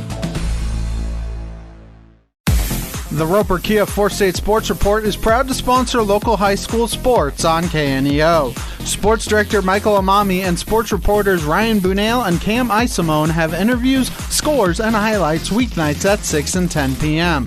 The Roper Kia 4-State Sports Report covers events from high school athletics to Missouri Southern and Pittsburgh State and local community colleges. Proud to support local high school sports. So a lot of half here to go, but at the half, Seneca leading 20-18 at Spratt Stadium, Class 3 state championship game for you here on the KNEO and Seneca Indian Sports Network. That 2018 lead, Ben and I were just talking off air, could be a little bit different. Seneca could have scored, got the extra point, and then held Lift for Life again and scored again, made it 28 to possibly 12. Or even 7 at the half, if that had been the case. But either way, tight ball game. Kind of figured this is what was going to be like today. Difference of two offenses. One likes to pass the ball a lot. That's where a chunk of their yardage has come. Isaiah has completed 8 of 11 passes for 147 yards. He had a streak going of, looks like 7 straight completions. He started out kind of quiet, then he has the 2 big 45-yarders downfield that has given them 2 of their touchdowns today. Of course, Seneca had it 4th down and goal, Lift for Life had it 4th down and goal on their first drive. Second drive of the game, Seneca had it, was trying to stop them, keeping them out of the end zone, and Scott gave a great second effort from 4 yards out, able to get their first score for Lift for Life. Time of possession, that first half, Seneca 11 minutes time of possession, Lift for Life 13 minutes time of possession, about equal in there. Seneca's ran about 30 plays from offense. Lift for Life has ran 29 plays from offense. The only thing they're not even in is turnovers. That's the only thing they're not even in. Extra points, too. Well, that's true, but they don't even. Whenever you haven't even tried an extra point, I guess you can't say they're exactly even on that for sure. But Seneca needs to come out in the second half, going a nice another drive, kind of continue to run the ball. They've ran the ball well so far in the first half. You could take away the one blemish that they have. They ran the ball really well. Roman Miller, Brody Probert, 14 for 121 for Miller, and 12 for 67 for Probert. 209 yards on the ground, 7.5 yards per carry. That's not too bad of an average, especially against a team that knows Seneca wants to run the ball. You got the Seneca fans on the sideline on the TV for Misha TV for you. Hopefully you're watching that as well.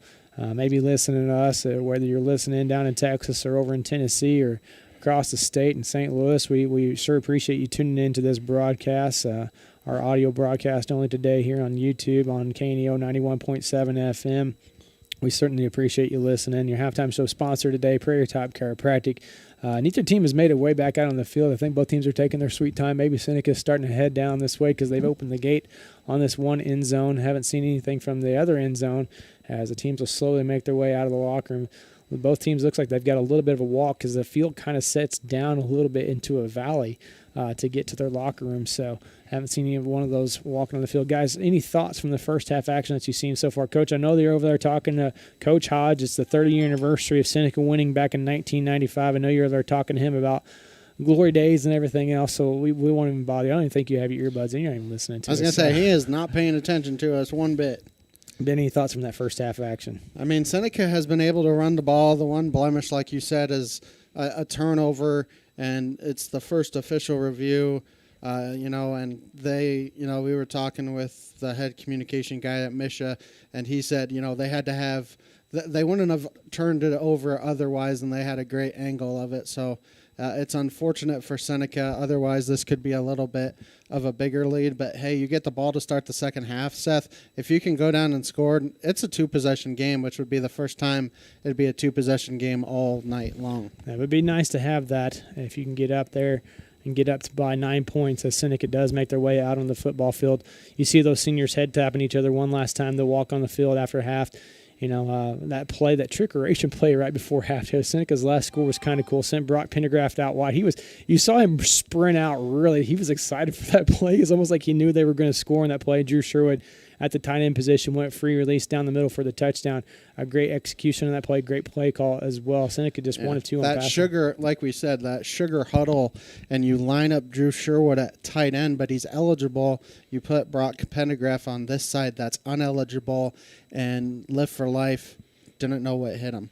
Yeah, he's definitely got to continue to play defense here this afternoon. Secondary's got to shore some things up. I'm sure that Coach Crane and Coach Hilburn have talked to their guys about staying at home to the quarterback. The pocket breaks down. Make sure he gets past that line of scrimmage, like Coach Harbaugh said a while ago. Make sure he gets past that line of scrimmage before you try to come after him, because basically you're just leaving your wide receivers wide open whenever you do that. And it reminds me of Park Hill Central that they did 2 years ago in the state championship game. Quarterback would scramble, the coverage would break downfield, and there'd be somebody wide open downfield. So you got to stay with your guy and not have your eyes in the backfield. We'll take a break here. We come back in about 3 minutes for you, and we'll have a little bit more of the halftime show for you right after this.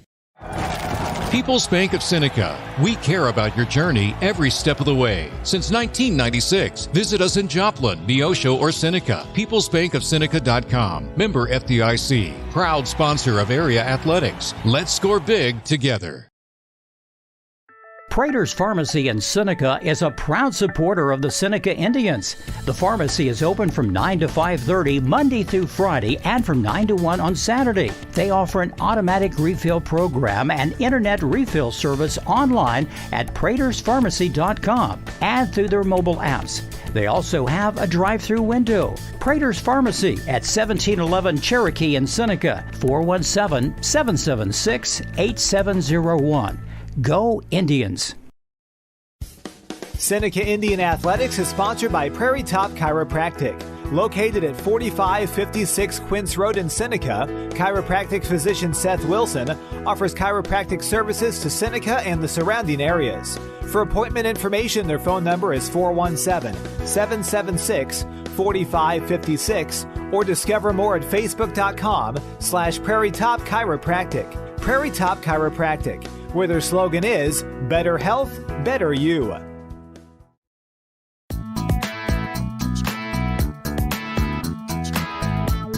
Proudly supporting the Seneca Indians is Doug's Body Works. Owned and operated by Doug Scribner, they offer a 24-hour wrecker service and specialize in auto body and frame repair. Doug's Body Works is located at 1008 Oneida in Seneca and is proud to serve the local area. 417-776-8611.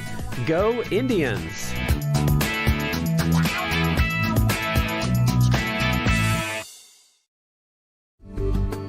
Are you stressed because you don't have enough money or connections to get to where you want to go? Are you frustrated when you see your friends climbing the corporate ladder? Do you have too many bills and not enough income? Well, there is a person who understands exactly what you're going through, and the best part is, he wants to help you. That person is Jesus. Learn more. Call 888-NEED-HIM or chat with us live at needhim.org.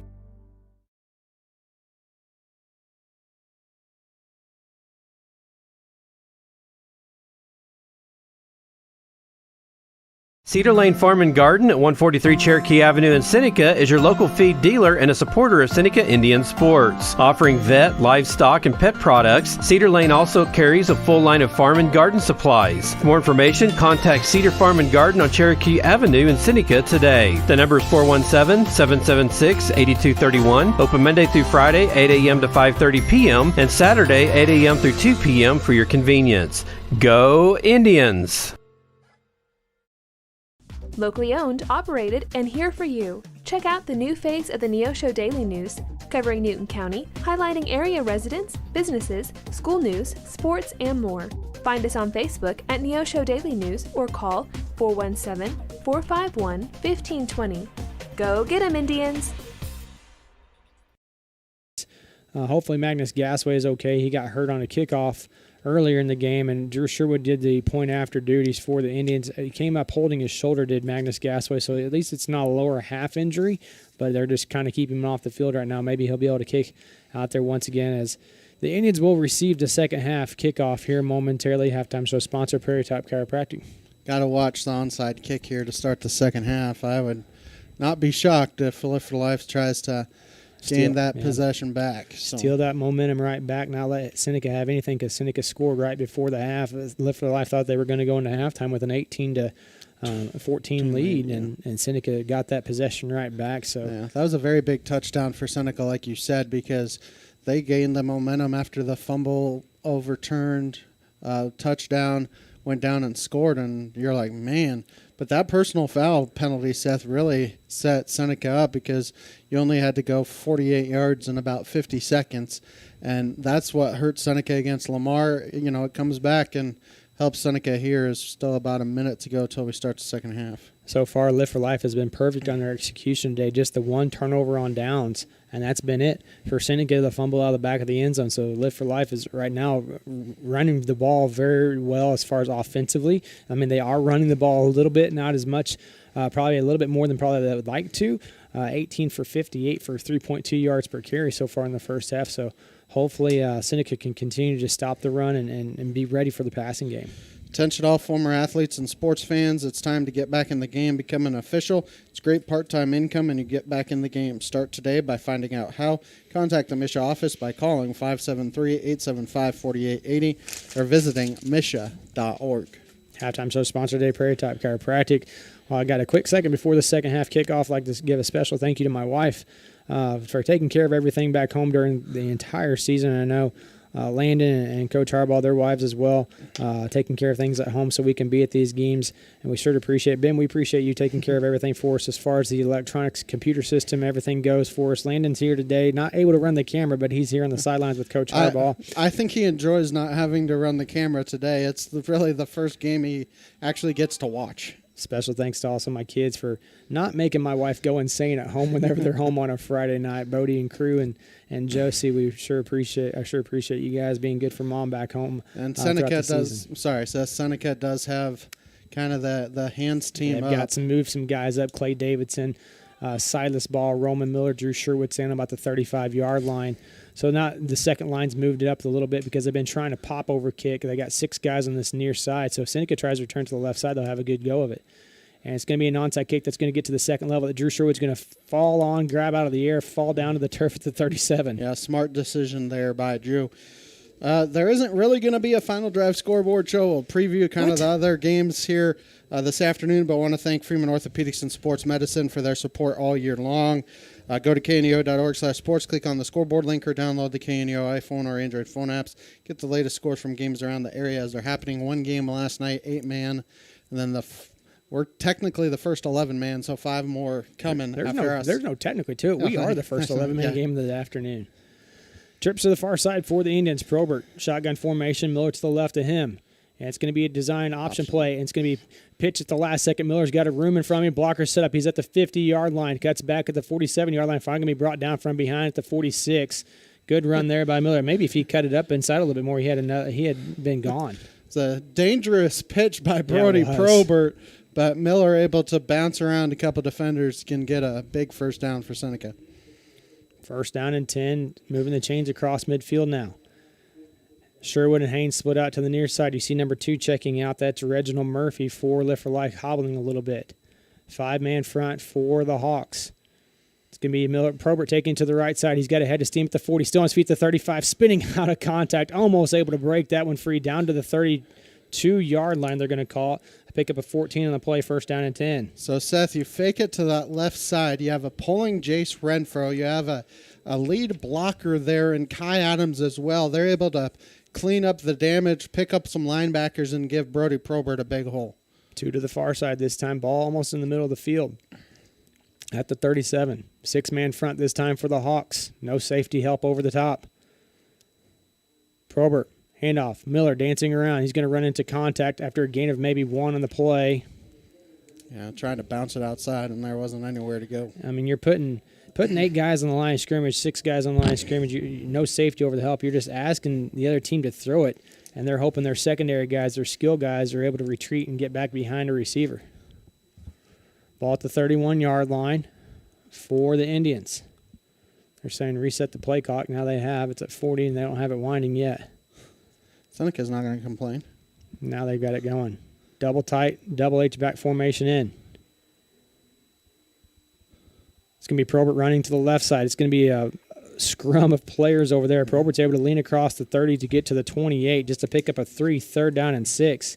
Lift for Life was kind of ready for that one. Almost looked like it should have been a give to Miller on that carry. Yeah, I think it was a read option there, and Jude King got blown up a little bit on his block and allowed his defender to get into the backfield. Kyle Adams going to check out for the Indians, and Silas Ball checking out as well. 10 minutes to go here in the third quarter. Seneca leading 20-18. 3rd down and 6 play coming up. Seth, you got a whole bunch of green on this side. Do you run a jet sweep?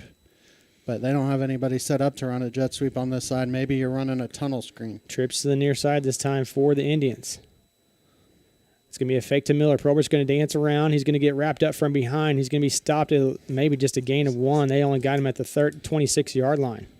Gain of 2 on the play. 4th down and 4. Big play coming up here. 9:35 and counting here in the third quarter. Big play here. Graham and Haynes check back in for the Indians. Can you get 4 yards? Again, Lift for Life looks like they're going to be bringing 7 guys up to the line of scrimmage, blitzing their linebackers from the B gap. If you're Seneca, if you pass the ball, you got to make sure you got your guys protecting Brody Pervert. Trips to the far side, 1 receiver to the near side. It's going to be a fake. It's going to be a reverse to Haynes. Haynes has got blockers in front of him. He's going to get to the 25, the 20. He's got enough for the first down. Now he's just got to hang on to the ball, fight for extra yardage into the 15-yard line. There he goes. Good job there in the reverse to get a first down of pickup of 11 on the play. And the quarterback, Brody Probert, picked up a block, Seth. If he doesn't pick up that block, I don't know if he gets the first down. No, I don't think so. That play would have been strung out so far, and Haynes wouldn't have had a chance to get the good chunk of yardage he got, 11-yard pickup. Under 9 to go here in the third quarter. Easton Haynes and Sherwood split out to the far side. Now they got safety help over the top. 5 defensive front linebackers going to blitz the B gap. That's going to be Probert. No, it's going to be Miller to run to the right side. He's got 1-on-1 out the air. It's going to be a penalty flag, probably in the area of holding. Comes from the far side. Judge, first big penalty on the Indians today. Yeah, and he's indicating preliminary indication is going to be holding against the Indians. And like you said, Seth, I do think this is the first penalty against Seneca, other than the kickoff out of bounds. Well, they also had a defensive encroachment very first. Oh, right, very first play of the game they had an offsides. But, yeah, I mean, it's been a very clean game for Seneca, but now you're looking at first down, and it should be 20 because it would be from the line of scrimmage, right? They're confused on where to mark the ball off because the flag was thrown at the 18. I didn't see anybody at the 18-yard line. So they're going to march it off from the 15-yard line. Which is the line of scrimmage, so it'll be first down and 20 at the 25. I was going to say, because if it happens from behind the line of scrimmage, you got to mark it from the line of scrimmage. So first down and 20 to go for the Indians. What are you going to draw up here if the Indians trying to get a big chunk of that yardage back? This is really the first time all game, Seth, that Seneca's been behind the chains. Again, a 5-man front for the Hawks. 1 linebacker showing blitz again. He's going to go. Probert's going to take off and run on the design quarterback draw. He's got blockers in front of him. He's at the 15, the 10, the 5. Gives a stiff arm. Touchdown, Seneca Indians. Touchdown, Brody Probert, as he takes it in from 25 yards out, and the Indians add to their lead. Excellent job, Brock Pendergraft downfield. I think you also had Landon Hughes downfield getting some blocks for Seneca. Good run there by Probert. Thought he was going to be tripped up at the 10-yard line, but it had an extra. And Magnus Gasway back out there to attempt the point after for the Indians, so hopefully he's good to go. Brant Laughlin checks with Gasway.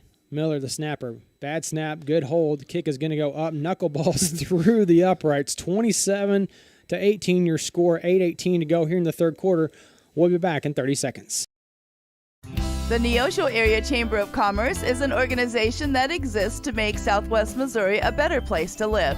That is why they are proud supporters of high school athletics. They understand that the life lessons learned from sporting competition teaches responsibility and discipline and makes our student athletes better citizens for tomorrow. Learn more about local area events online at neoshocc.com. Proud supporters of local school athletics. 7-18 your score here at Spratt Stadium. Pratt Stadium. Pratt Stadium. I went to high school with a good guy named Austin Pratt. That's where I got that from. I guess that's just kind of subconscious there sitting there on me. Anyway, Spratt Stadium here in St. Joe, Missouri. And Seneca regains the lead or adds to their lead 27-18. And that's big, Seth, because now it's a 2-possession game because they can't, even if they get a 2-pointer off a touchdown, they can't tie it. Sherwood going to kick this one away for the Indians.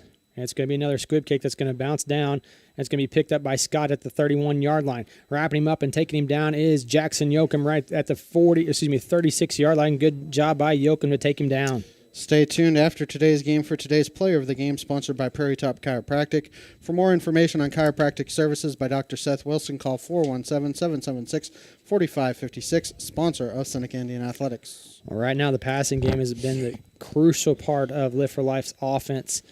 And if you're Seneca, can you start getting pressure with just 3 men? Because they've gotten a little bit, but they haven't gotten a ton of pressure with those 3 linemen. Woolfolk and Henderson split out to the far side. Scott going to be split out there just a little bit as well. One receiver on the near side, that's going to be Moss. And you got safety help over the top on both sides. And it's going to be a penalty flag from the far sideline. It's legal procedure. I didn't see why I was like, that's a slow play. They're just letting that one develop, and I finally see the stoppage in play.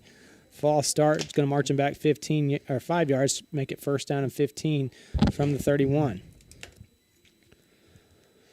So they're probably going to go with the same formation they did a while ago. Moss split out to the near side. Woolfolk, Henderson, and Scott on the far side. Scott's kind of like a tight end. He's putting him in there to block the tight end position. You got to watch the tunnel screen over on this. Can't let him go free, that tight end position, Scott.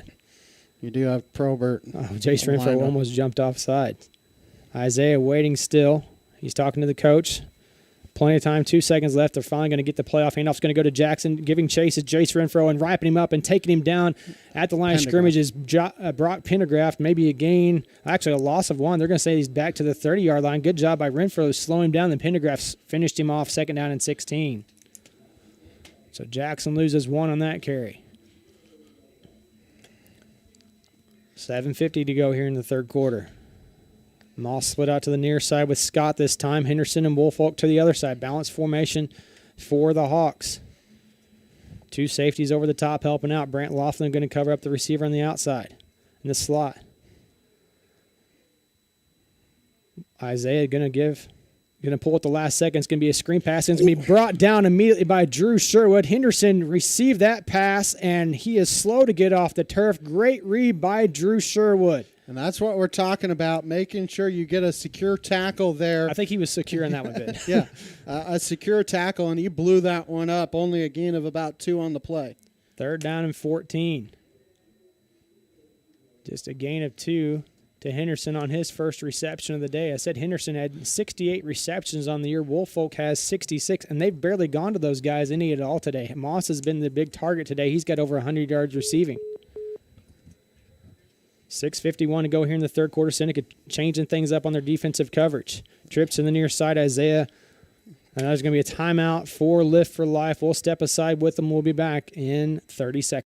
If you're a weekend warrior who likes to go, go, go, don't let pain put the brakes on your pace. When you need help with an injury that keeps you from moving, you want an orthopedic team with a proven track record. Freeman Orthopedics and Sports Medicine is nationally recognized and were recently named CareCheck's #1 hospital in the market and top 10% hospital in the state for hip fracture repair. Freeman Orthopedics and Sports Medicine, the experience you need to keep pace with life. 3rd down and 14 coming up for Lift for Life. If you're Seneca right now, you got to have your responsibilities taken care of, not have your eyes in the backfield. I was just going to say that. I beat you to it, Ben. You're in Coach Hilburn's brains, and now I'm in your headspace. I've got you now. 3rd down and 14 coming up. Go ahead, Coach. You got to stay disciplined. This is the biggest thing, that we a couple plays cost us, and we weren't disciplined through the play. Yes. Got to stay disciplined on the outside, cornerbacks and safeties.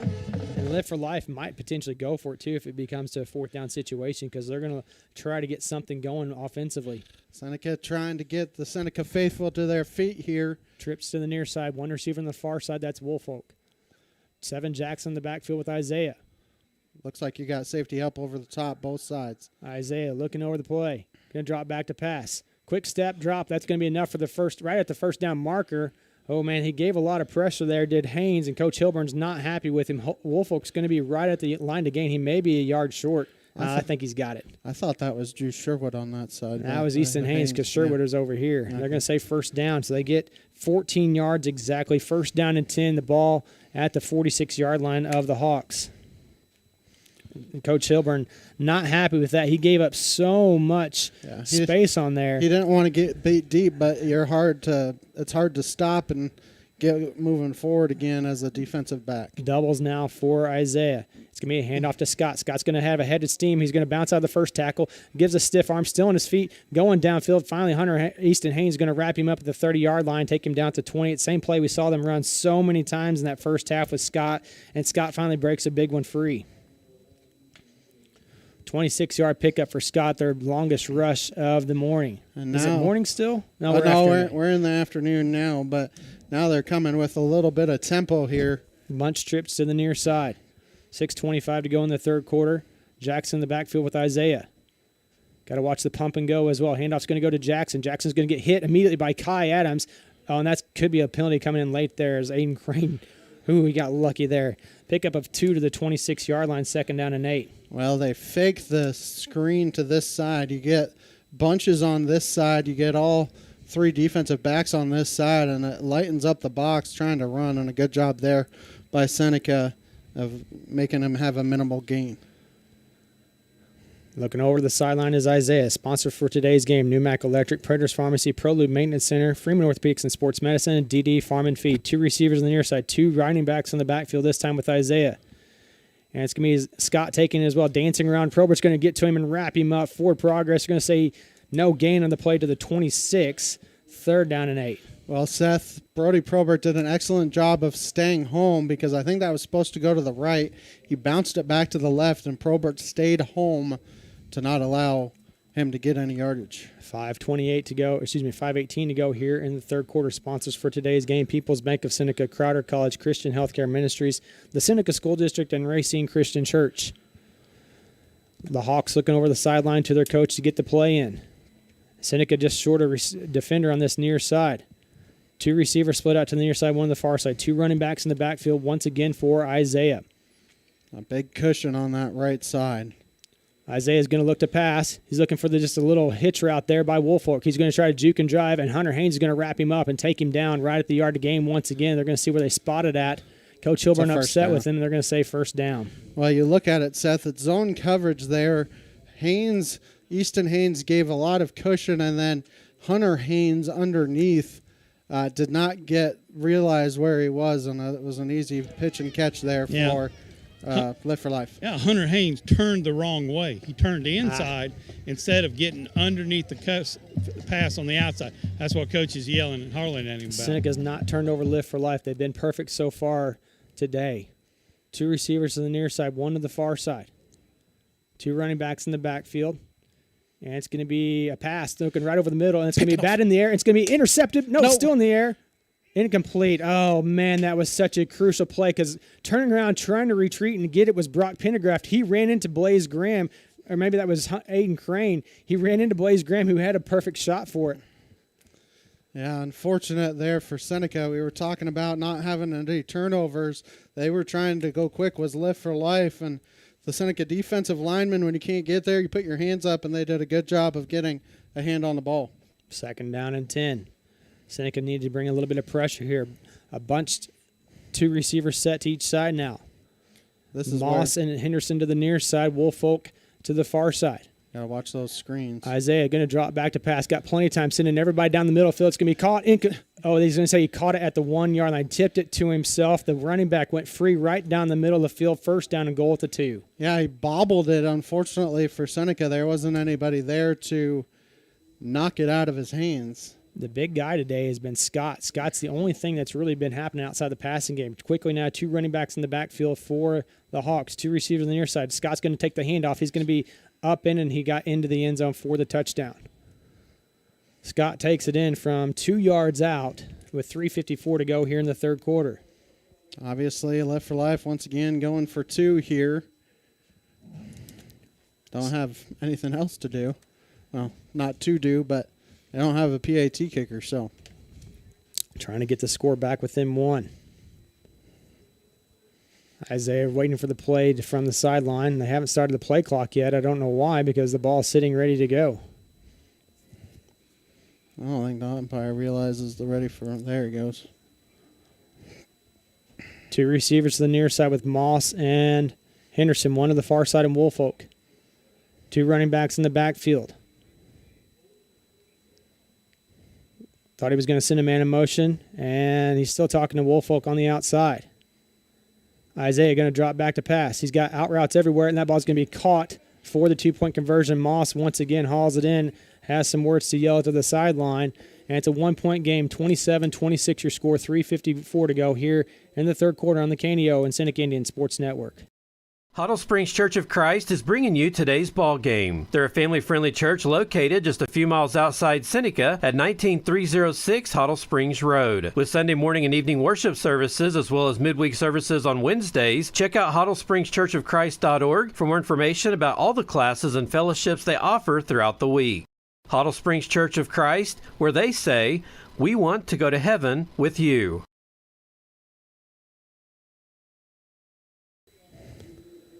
3:54 to go in the third quarter here at Spratt Stadium. 27-26 to score. Seneca with the 1-point lead. Ben was just saying that 1-point lift for life is going to go for an onside kick. They've tried a couple. They're going to probably try it again right here. They got 6 guys lined up on this near side, 4 on the far side. They might try to reverse and go back to the other side, to Stone Orther's side. They've changed up their coverage too. 21 is flipped to this side. He's usually on the far side, so they may try something right here. Yeah, Euler needs to be ready over on that side. Barber is the kicker for Lift for Life, and there's a stoppage in play as the ball falls off the tee. Sponsors for today's game, Southwest Missouri Bank, Neosho Daily News, Doug's Body Works, Prairie Top Chiropractic, and Cedar Lane Farm and Garden. Interesting to see happens here. Back and forth we've gone all night long. I guess it's morning into the afternoon long. Barber's got his steps, got the go-ahead, and then it's going to be another onside kick that's going to be fielded by Brant Laughlin at the 43-yard line, 44-yard line, be first down and 10 for Seneca. Proud sponsor of local high school athletics is Missouri State Representative Dirk Deaton, serving the great people of the 159th District, including parts of Newton and McDonald County. Missouri State Representative Dirk Deaton would like to wish much success to the Seneca Indians during the playoffs, wants to encourage all the athletes to work hard on the field and in the classroom. And also another sponsor is Missouri State Senator Jill Carter. 3:53 to go here in the third quarter play. Trips to the far side this time for the Indians. 4-man front for the Hawks. Now they're playing more of their base defense. And it's going to be the option play. They're going to pitch it to Miller. Miller's trying to get blockers in front of him. He does. He's got a... Jude King with a block in the back. Yeah, probably so. I think the defender may have turned, but it is going to be an illegal block in the back on the Indians. Puts them behind the chains here one more time. Joe Carter serves the people of the 32nd District, including Seneca, Joplin, Granby, Carthage, Diamond, and Neosho. Senator Carter would like to wish much success to all Seneca players and local student-athletes throughout the year. Wants to encourage them to work hard on the field and in the classroom. Go Indians. So it'll be first down and 20 for Seneca. Has a 10-yard penalty. Marches them all the way back to the 34-yard line. They still haven't put the ball on the ground.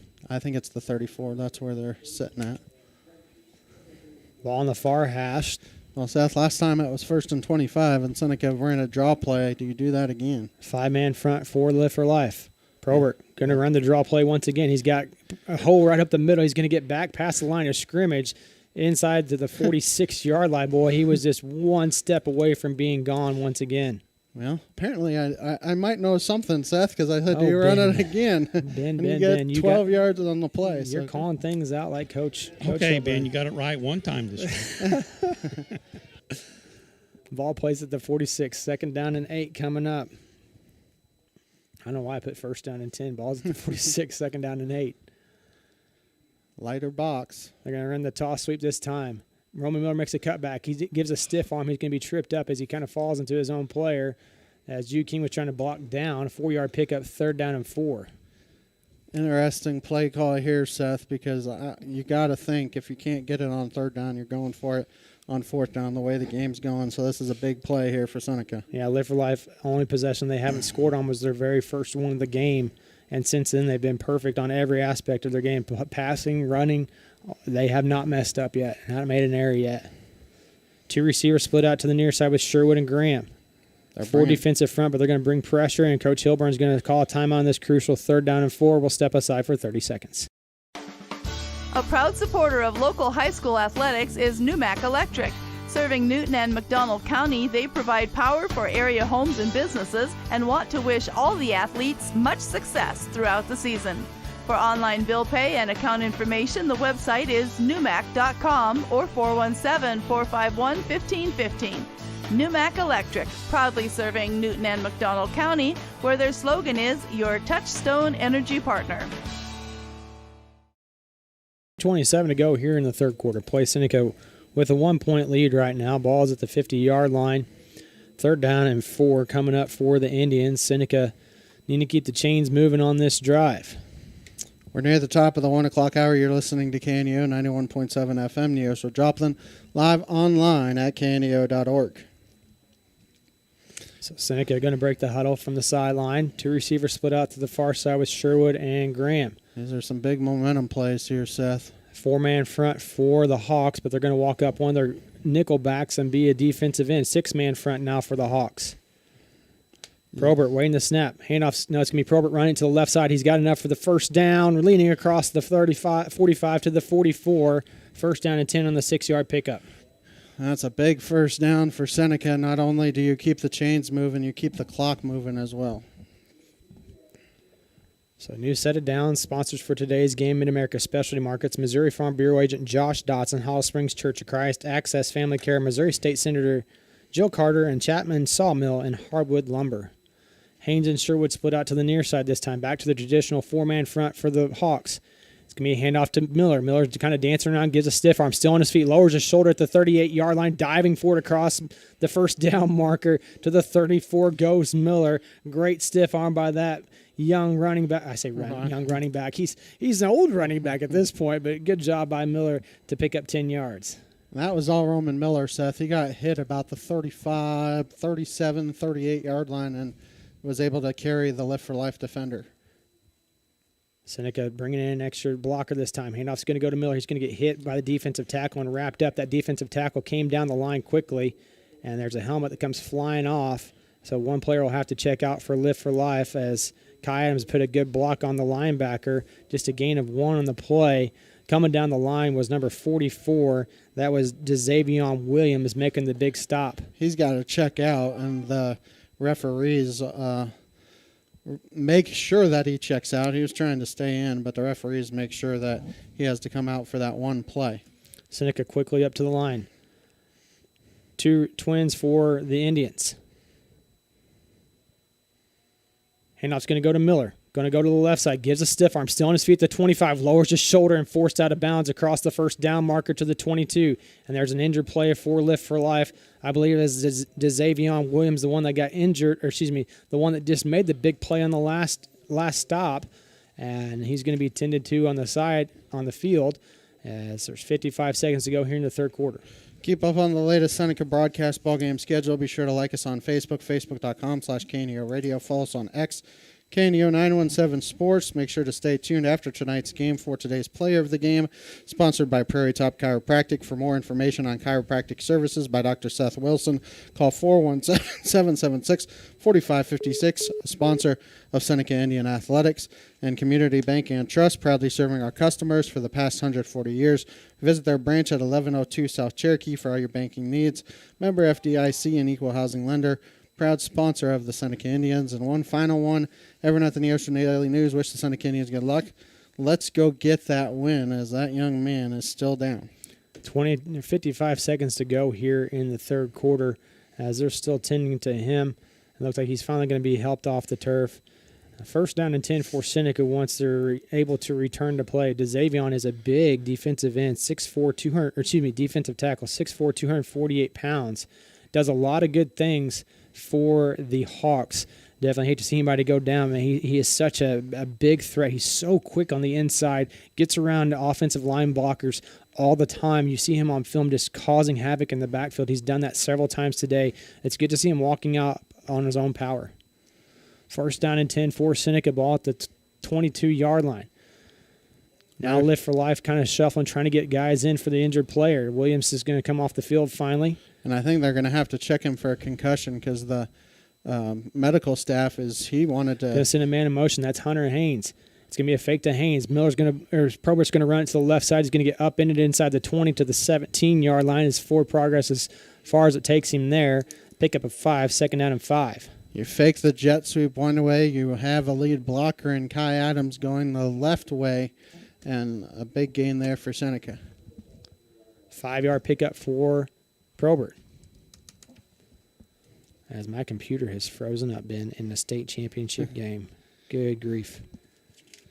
2nd down and 5. Maybe it's nervous, Seth. Maybe it is nervous. Seneca does have to snap the ball one more time here in the quarter. Trips to the near side this time for the Indians. It's going to be a straight handoff to Miller. Miller's going to lower his shoulder, take defenders with him inside the 15-yard line to the 13-yard line. A gain of 4 in the play, 3rd down and 1. And Seth, that will end the quarter. As we go to the 4th quarter, Seneca with a 1-point lead, 27-26. Here in this Class 3 state championship game at Spratt Stadium. We'll come back with the 4th quarter action for you right after this. Amory Roofing and Construction, based in Seneca, Missouri, specialize in roofing, siding, guttering, remodels, decks, and new construction. They also handle concrete, fire, and flood mitigation, and even work directly with your insurance claims. 417-389-6986. Whether it's a small repair or a major project, you can count on Amory Roofing and Construction for quality, integrity, and craftsmanship. See more online at amoryroofing.com or find them on Facebook. 3rd down situation coming up for the Indians to start this 4th quarter at Spratt Stadium in St. Joe, Missouri. DD Farm and Feed is a backer of the Seneca Indians. They offer farm and feed supplies, including gates and panels, squeeze shoes, vet supplies, and more. Open Tuesday through Friday, 8 to 5, Saturdays, 8 to noon. Closed on Sundays and Mondays. For more information, the phone number for Lynn at DD Farm and Feed is 417-776-2953. Proud supporters of the Seneca Indians. Ball placed on the 14-yard line. Looks like 3rd down and 1. 3rd down and 2, maybe. They got to get to the 12. Looks like in between almost. Seneca going with their double tight, double H-back formation with Miller and with Adams. And you know, Seth, Seneca going to go for it on 4th down if you can't get there. Checking on late for the Hawks. It's going to be Probert taking it to the right side. He's going to have enough for the 1st down, pinballing around inside the 10-yard line. 1st down and goal to go at about the 8. I think they're going to mark as forward progress. It's Kai Adams, once again a lead blocker there for Brody Probert. So Probert gets it down to the 8-yard line. 6-yard pickup for the Indians. 1st down and goal to go. Graham split out to the far side. Sherwood split out to the near side. Adams in at the H-back. It's going to be a handoff to Miller. Miller's going to run it to the right side. He's going to get tripped up at about the 5-yard line. I thought he maybe the ball came out.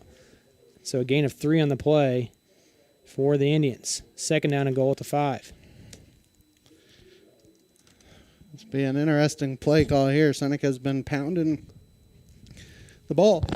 Excuse me, pounding the ball here in the second half. Yeah, 2nd down and goal to go. The defensive tackle that checked out a while ago, he's being tended to on the sideline. Not sure what he hurt. 2 receivers split out to the far side. 5 defensive linemen for the Hawks. Handoff is going to be Probert running it right up the middle. He's at the 3. Touchdown, Seneca Indians. Touchdown, Brody Probert, as he takes it in from 5 yards out. And the Indians add to their lead. And Seth, I don't know how he managed to find a hole there, but he managed to squeeze through and get a touchdown there for Seneca. Good job by Probert. Good job by the offensive line leading the way. And you're right, Ben. He kind of looked like he was going to be stopped at the 4 and just kind of wiggled free and was able to bust it for a touchdown. Gassaway back in for an extra point. High snap. Good. It's going to be blocked. Coming through is Isaiah. And it's going to be picked up. Yeah, in high school football, you can't return anything. The announcers to the left of us from Misha TV, you heard him say, it's picked up, going to be returned. No, you can't do that in high school. It's dead. So, Seneca leading just a 6-point lead, 33-26. We come back, we'll have the 4th quarter action for you right after this. The Roper Kia 4-State Sports Report will provide up-to-the-minute scores and highlights from around the 4 states.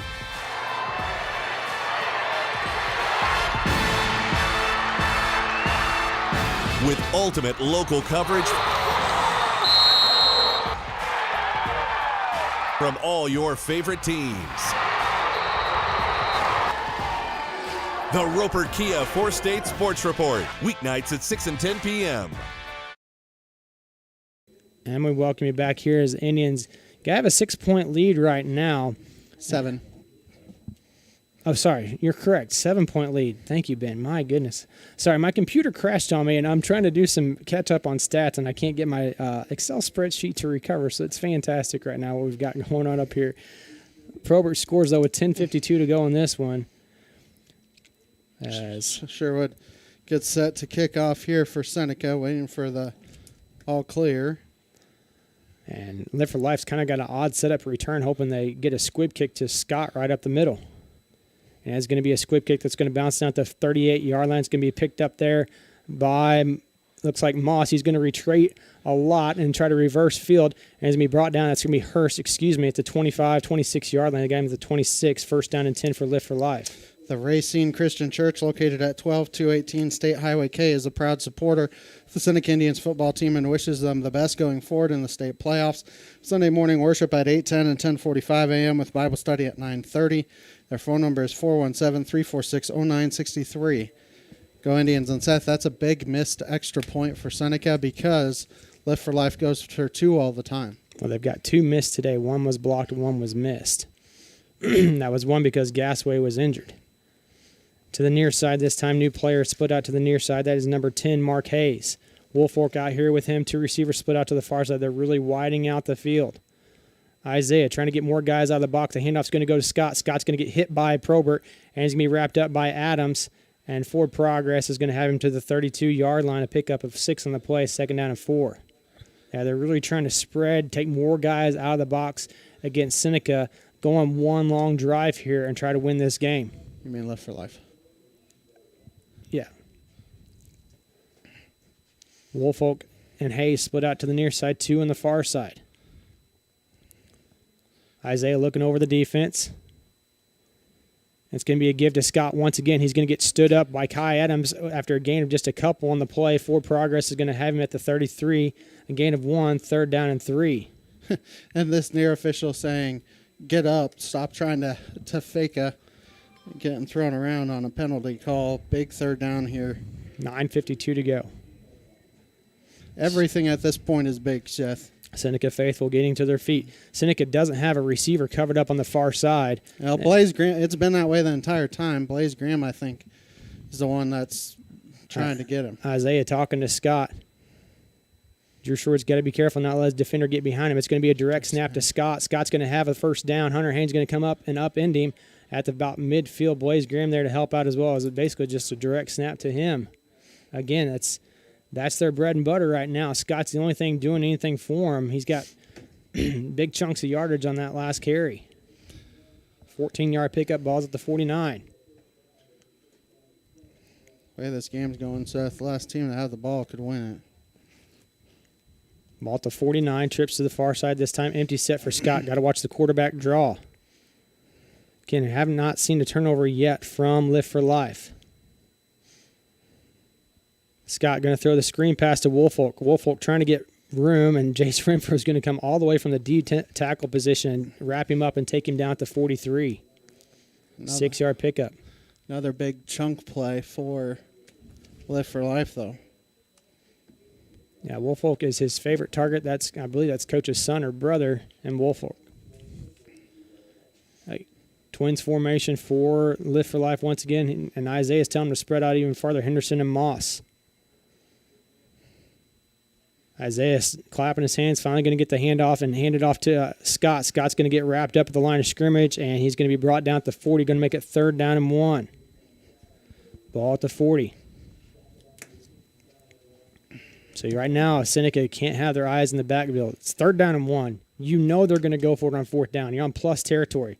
Drew Shore on that far side has been creeping in a little bit on Moss. So they got to watch him busting downfield behind Sherwood for just a straight go route for a 40-yard touchdown, because this is where they like to run that play. Straight go route from about the 45-yard line. 7:52 to go in this one. Seneca leading 33-26. They may have to call a timeout because there's only 7 seconds left on the play clock. They're very, very quick. They're going to hurry up and get out there.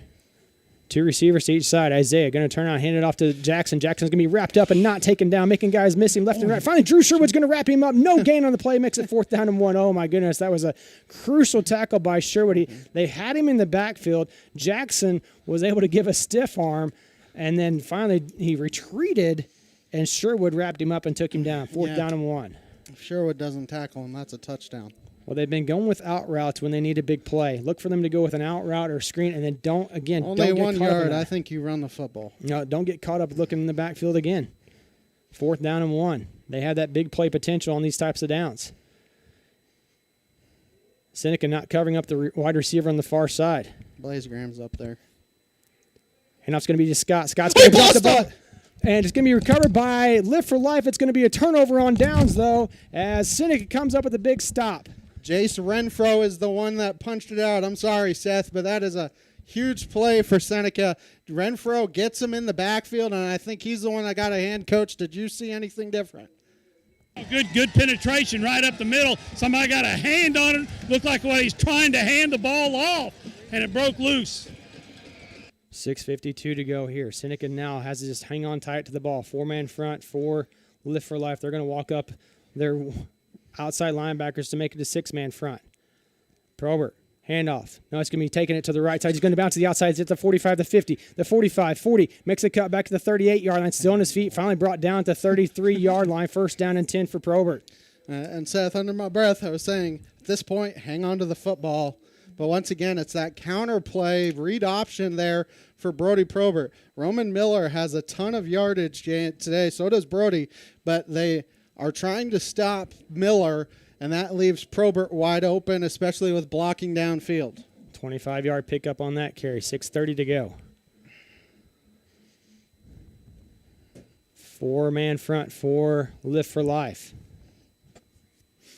Double tight, double H back in for the Indians. 6-man front now for Lift for Life. Handoff's going to go to Miller. Going to bounce to the right side, lowers his shoulder at the line of scrimmage, going to fall forward to the 30, pick up a 3 on the play, 2nd down and 7. Lift for Life, 2 timeouts to work with, 6 minutes to go in the game. They had to take a timeout early in the second half. Scores 33-26 right now, under 6. 2 timeouts for Lift for Life. Seneca, 2 timeouts as well. It would be big for Seneca to get in the end zone and make this a 2-possession game. 2 receivers split out to the near side with Graham and Sherwood. 1 safety helping over the top. It's going to be Probert, just a quarterback sweep to the right. Makes the first guy miss, still on his feet. He's going to go out of bounds. He needs to stay in bounds right now because the clock is, you got to wind it down as much as possible. He's going to get to the 27. So pick up a 3, 3rd down and 4. But Seth, he did a good job there. Jude King got beat a little bit, but he was able to shrug off the tackle. 5:35 to go. Score 33-26 in favor of the Indians. Just a hard-fought contest between these 2 schools. It's everything you could want for and more in a state championship game. Double H back in for the Indians. 6-man front, 7-man front, now for Lift for Life. Handoff's going to go to Miller. They're cutting the lineman's feet, and he's going to have enough for the 1st down, diving forward down to the 20-yard line. 7-yard pickup for Miller. Well, Seth and Darryl can attest to this. You bring all those guys in the box, you get to that 2nd level, there's nobody home. Well, the wise thing that Miller did, they're cutting our offensive lineman's feet. Well, you're right, Ben. You run zone blocking and let Miller make the choice where he wants to go. You know, just because your blockers go to the right doesn't mean you have to go there. And Seneca taking time here as well. Under 10 on the play clock when you break the huddle. Probert, shotgun formation. Handoff's going to go to Miller once again. He's going to lower show at the 20, falling forward down to the 15-yard line. A 5-yard pickup, 5 yards a chunk, 2nd down and 5. And Seth, the big thing here that I love what Roman has been doing, 2 hands on the football. Your 2 horses, Brody Probert and Roman Miller, have gotten you here. You're going to lean on them for this last 5 minutes. Silas Ball checks in from the sideline, bringing the play into Probert. You're going heavy here. 2 tight ends, 2 H-backs here for Seneca. 2nd down and 5. Probert slow to get up the line of scrimmage here, letting the play clock wind down. 4:36 to go. Seneca jumped off sides. Oh, that's not what you need. The left guard, Jace, got a little bit antsy. That's what I didn't like. They walked up the line of scrimmage early and they took their time. and marches him back 5 yards. Yeah, makes it 2nd down and 10 again. That's one of those things. Just take your time in the huddle, then get up to the line of scrimmage, if nothing else. It's that discipline we talked about. You know, we've made a few disciplined plays today. We just broke down. We need to stay solid here these last 4.5 minutes. Clock starts winding again, though, so you can take some time off the clock if you want. 2 receivers split out to the near side with Sherwood and Graham. 6-man front, 4 lift for life. It's going to be a fake to Miller. Probert's going to dance around. He's going to be bottled up and taken down. They're going to say the ball came out. Did the ball come out? I don't know if the ball came out or not. I thought he was down. Looks like Landon Hughes jumped on top of it for the Indians. So the retained possession, it's going to be 3rd down either way. Ball is placed at the 17-yard line, 16-yard line. It looks like there's a flag, too, here, That's Seth. Oh, yeah. We'll see what the call is.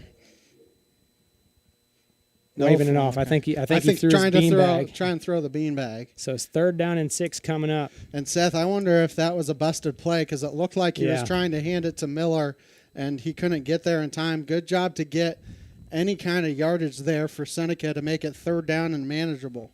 So you have 2 downs here to get 6 yards. Kai Adams checks back in at H-back. Roman Miller in the backfield with him. There's a whole lot of cushion on Hunter Haynes on that outside. There's going to stoppage and play. Looks like Lift for Life has called the timeout. 4:01 to go here in the 4th quarter. Seneca leading 33-26. We'll step aside for 30 seconds. The Seneca R7 School District is proud to support the student athletes and coaches competing in this game. High school activities help students learn life values such as hard work, dedication, and teamwork. The Seneca R7 School District is honored to serve such a great community and wants to thank all the Indian fans for their great support. The Seneca R7 School District. Tradition, pride, class. 3rd down and 6 coming up for the Indians. 4:01 to go here in this one. Ball placed at the 16-yard line now. False start penalty. Let's see if they got 4 yards back of the 5 just a while ago. 3rd down and 6 for the Indians. You see DeZavion Williams checking back in. He's missed a lot of time on this drive, was being tended to on the sideline. Not sure if he injured his hand or he had a concussion. I think it was his hand. Now coming off late, number 25 for the Hawks. Lavelle Pete, just a good, solid linebacker for them. He checks out as well. 2 H-backs in, 2 tight ends in for the Indians as well. Lift for Life bringing 8 guys on the line of scrimmage. Handoff's going to go to Miller. Miller's going to go to the right side, tripped up, down to the 13-yard line he goes. Landon Hughes might be a little slow to get off the turf this time. Oh, he's going to get up on his own power and walk it off. 4th and 3, got half of it. 4th and 3 coming up. Clock continues to run. 3:40 and counting. They shifted everybody to that left side of the line. Seneca ran it back to the right, but there was not enough of a gap. Aiden Crane checks out. Silas Ball checks out. Play of the season coming up. 2 receivers split out to the near side. 5 defensive linemen, 4 Lift for Life. Probert checking with Hilburn. Hilburn's going to call a timeout. We'll step aside with them with 3:17 to go in this one. 33-26 your score. We'll be back in 30 seconds. Mid-America Specialty Markets of Seneca is a supporter of the Seneca Indians, and they're proud to bring you today's game. They provide insurance services for the 4-state area, including home, auto, life, and agribusiness. Located at 910 Washington Avenue in Seneca, they are licensed in Missouri, Oklahoma, Arkansas, and Kansas. Learn more today at midminsurance.com or call 417-451-9177. Mid-America Specialty Markets. Protecting your business and family is our specialty. 13-yard line. That false start penalty was huge for the Indians. They were looking at a 2nd down and 5. Now they're looking at a 4th down and 3. Both teams only 1 timeout, so the 1st down would be big here for Seneca. Blaze Graham split out on the far side. Drew Seward split out on the near side. He's kind of in close, though, to the line of scrimmage. 5 defensive linemen, 4 Lift for Life. 4th down and 3. Going to send Graham in motion. It's going to be a give to Miller right up the middle. Makes a stutter step. He's got enough for the 1st down. Inside the 10-yard line to the 8-yard line. He goes a pick up of 5. 1st down and goal at the 8. Coach, that happened in front of you. What'd you see? That was just a counter play to Roman Miller. They kick out, fake the jet, They pull, kick out. We down blocked great, set the hole. If he'd have kept his feet, we'd have scored another touchdown. Now you wind the clock as long as possible here. Lift for Life, only one timeout. Lift for Life has the ability to score quickly, so you want to make sure you capitalize right here and score. Yeah, if we can score, we're going to score. Double tight, double H back formation in for the Indians. Coming into Miller. Miller's going to dance around. He's at the 5-yard line, gives a cut back. He's going to bring it down at the 5-yard line. Thought he was going to bust it to this near side, pick up a 3, second down and goal. Keep up on the latest Seneca broadcast ball game schedule. Be sure to like us on Facebook, facebook.com/KNEO Radio. Follow us on X, KNEO 917 Sports is pro. I think his shoe was falling off a little bit. He's got to retie it. It's 2:20 to go here. 33-26, second down and goal from the 5. Silas Ball checks in the play from the sideline. Double H back, double tight end formation. 6 defensive linemen for the Hawks. Handoff's going to go to Miller, going to dance around. Going to get hit the 5-yard line, spinning forward to the 3-yard line, third down and goal. At some point, when does Lift for Life call a timeout? I say they don't. I say they just got to roll with the punches right now and save that timeout in case you need it. If you can come up with a defensive stop if you're looking at it from that perspective. Third down and 3. 1:43 to go. Coming in late to bring the play in is Hunter Haynes. Yeah, we just need to take our time and let the clock run down. They let Hunter Haynes bring the play in, then run back off. 1:30 to go. 10 on the play clock. Shotgun formation. Handoff's going to go. It's going to be Probert running to the right side. He's at the 3-yard line. Reaches out. He's going to be just shy at the 1-yard line. They say he fumbled the ball at the 3-yard line. They recovered it at the 1. Oh, goodness. 1:18 to go. Probert fumbles it at the 1. We'll see if Instant Replay has anything here on that. Proud sponsor of local Go ahead. Of local high school athletics is Missouri State Representative Dirk Deaton, serving the great people of the 159th District, including parts of Newton and McDonald County. Missouri State Representative Dirk Deaton would like to wish much success to the Seneca Indians during the postseason and wants to encourage all the athletes to work hard on the field and in the classroom, and it was a fumble because they're saying go. Oh, goodness. First down and 10 at the 1 for Lift for Life. 1:18 to go. They got 99 yards to go, though. They have the ability to score quickly. They do need a touchdown, though, Seth, and a 2-point conversion. 2 receivers to each side. Isaiah in the backfield. It's going to be balls on the ground, and it's going to be picked up, and he's going to get out of the end zone. Thought we had a safety there. It's going to be second down. Clock's going to continue to go. Yeah, Lift for Life's got to go quick here. 1:05 to go. And counting. Seneca right now is be aware of where everybody's out on the field. Don't let anybody behind you. Second down and 10. Seneca shuffling quickly, trying to get the guys in the right play. Isaiah's going to drop back to pass. He's just going to throw a simple hitch route to Woolfolk. Woolfolk's going to get out of bounds with 44 seconds to go. First down and 10, though, at the 12. Eventually, they're going to take a shot here. Seneca, you have to be ready for that shot. Yeah, they give have up to everything take a inside shot. in front of you. Well, that's exactly what Haynes did. You know, you're fine giving up 10 yards there. Trips to the far side. One receiver to the near side. Isaiah looking over the defense. Jace Renfro trying to give pressure. He's going to throw it again to Woolfolk. Woolfolk's going to dance around a little bit. He's trying to spin back into contact, and he's going to be brought down out of bounds. Oh, Kai Adams, there's a late penalty flag that comes flying in on Kai Adams at the 25-yard line, pushing him out of bounds. Oh, goodness, that's going to give him 15 yards to the 40.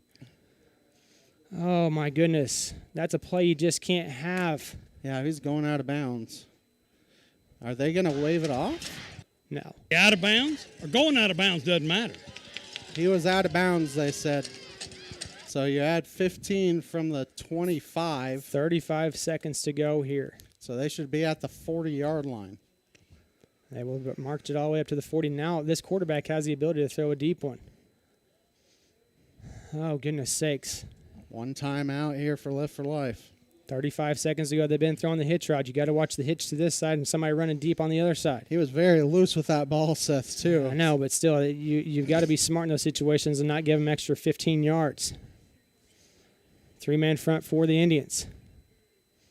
Isaiah looking over the defense. He's going to drop back to pass. He's got somebody open over the middle, and there's going to be pressure as it's going to be caught by Woolfolk. Makes a couple guys miss, and it's going to be down at the 43-yard line. Why do you throw your hat? It looked like he stepped out of bounds. 48. If he did step out of bounds, he can't come back in bounds. Is that illegal touching? Should be illegal touching if he stepped up. He threw his hat down.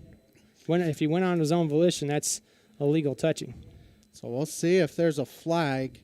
And I think that's something replay can review if they need to. So let these officials sort that out. They're still talking about it. And now he's going to go to the midfield and talk to the center official.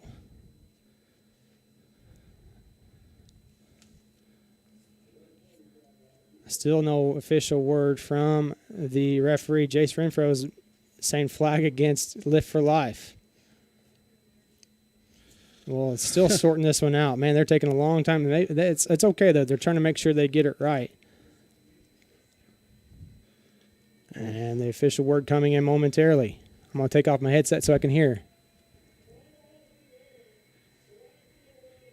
He ran out of bounds. It is illegal touching. He went out on his own volition and then came back inbounds. So it puts it back at the 40-yard line, it looks like. Or no, you go from the 40 back 10 yards. Do you lose the down because they made it second down? No. I don't know if they lose the down or not. They went back to make it first down, but illegal touching there, and now it's first down at the 30. So Seneca catches a little bit of a break there, Seth.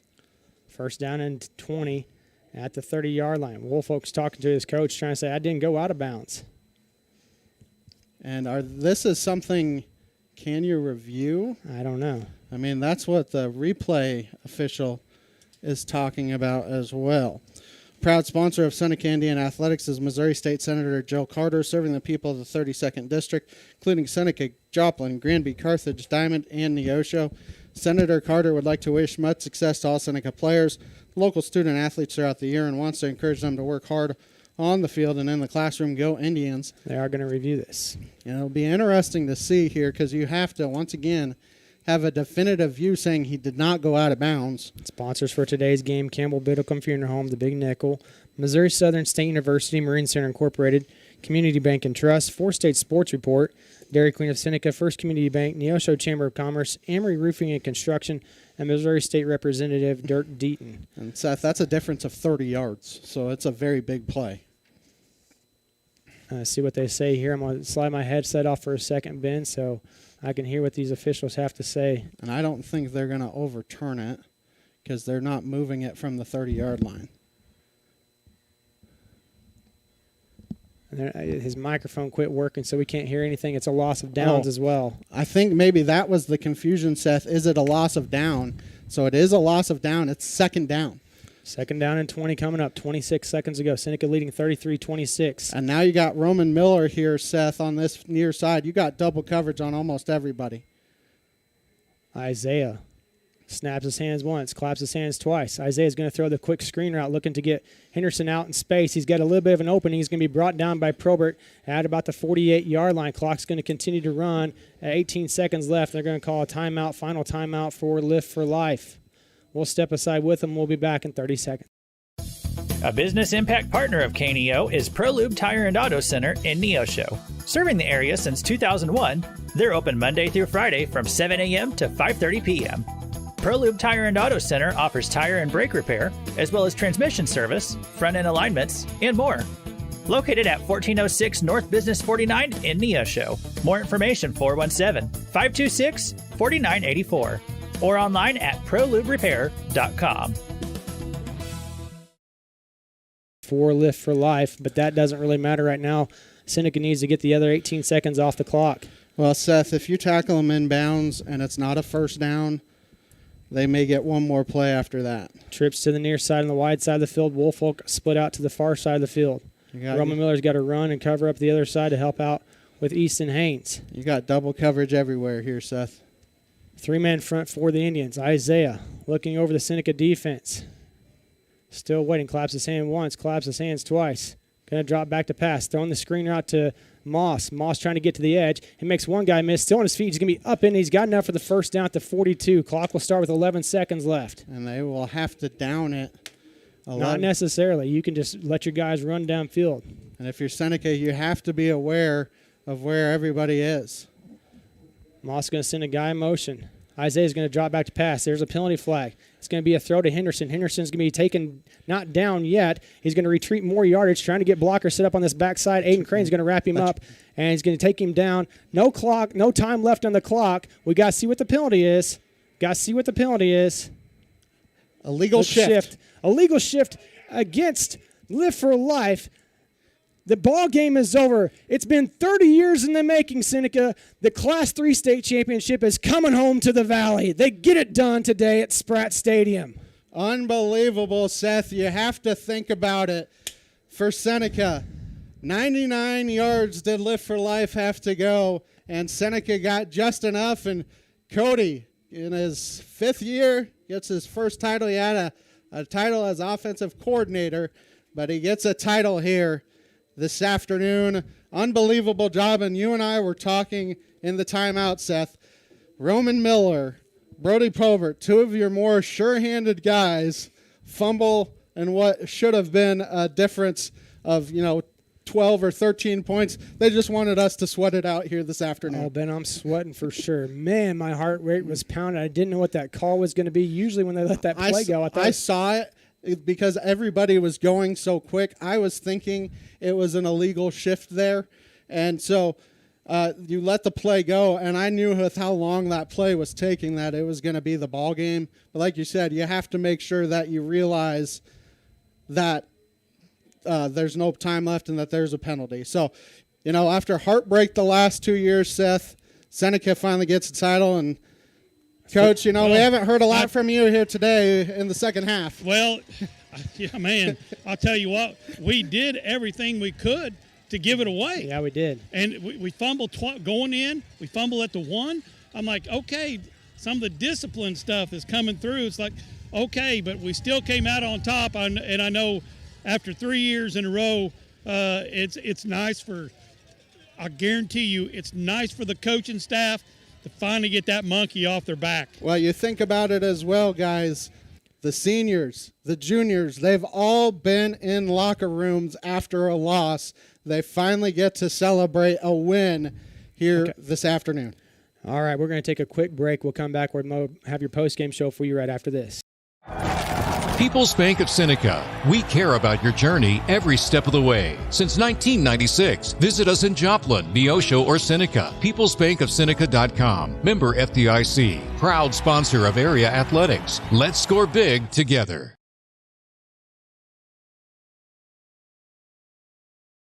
Prater's Pharmacy in Seneca is a proud supporter of the Seneca Indians.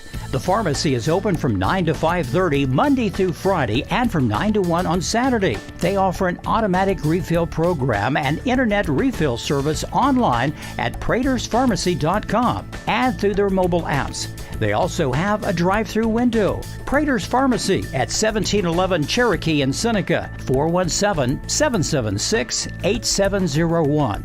Go Indians! Seneca Indian Athletics is sponsored by Prairie Top Chiropractic. Located at 4556 Quince Road in Seneca, chiropractic physician Seth Wilson offers chiropractic services to Seneca and the surrounding areas. For appointment information, their phone number is 417-776-4556 or discover more at facebook.com/Prairie Top Chiropractic. Prairie Top Chiropractic, where their slogan is, better health, better you. A proud backer of the Seneca Indians is Campbell Biddlecombe Funeral Home of Seneca. Located at 1101 Cherokee, they are honored to serve the area with traditional service options, including church and graveside services. They also have prearranged funeral plans. For more information, the phone number for Funeral Director Mike Steele at Campbell Biddlecombe Funeral Home of Seneca is 417-776-2251 or online campbell-biddlecomefh.com. KNEO would like to thank the Big Nickel for sponsoring this portion of broadcasting on 91.7 FM. The Big Nickel is an advertising shopper for thousands of different items, from automobiles and livestock to help wanted and real estate. It covers a 70-mile radius in the 4-state area and is available in area businesses each week. Located at 1931 East 20th Street, Suite 103 in Joplin, Missouri. Their telephone number is 417-624-4100.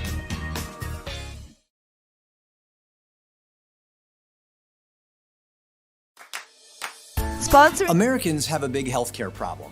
Over 100 million citizens carry medical debt while spending on overpriced and complicated health insurance.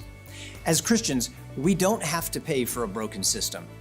Christian Healthcare Ministries is a faith-based alternative to health insurance at half the cost. Plus, you can enroll at any time. Stand up to insurance and join CHM today. Back here at Spratt Stadium, the Seneca team just got the state championship trophy. Class 3 state championship is in their hands. Man, it was such an intense game, Ben. I mean, I'm emotional roller coaster for sure. You thought you had that one when you're driving down, a minute left to go in the game, minute 18 left to go in the game. You're on the third down and goal at the 3-yard line, and you fumble at the 1 to let them get it.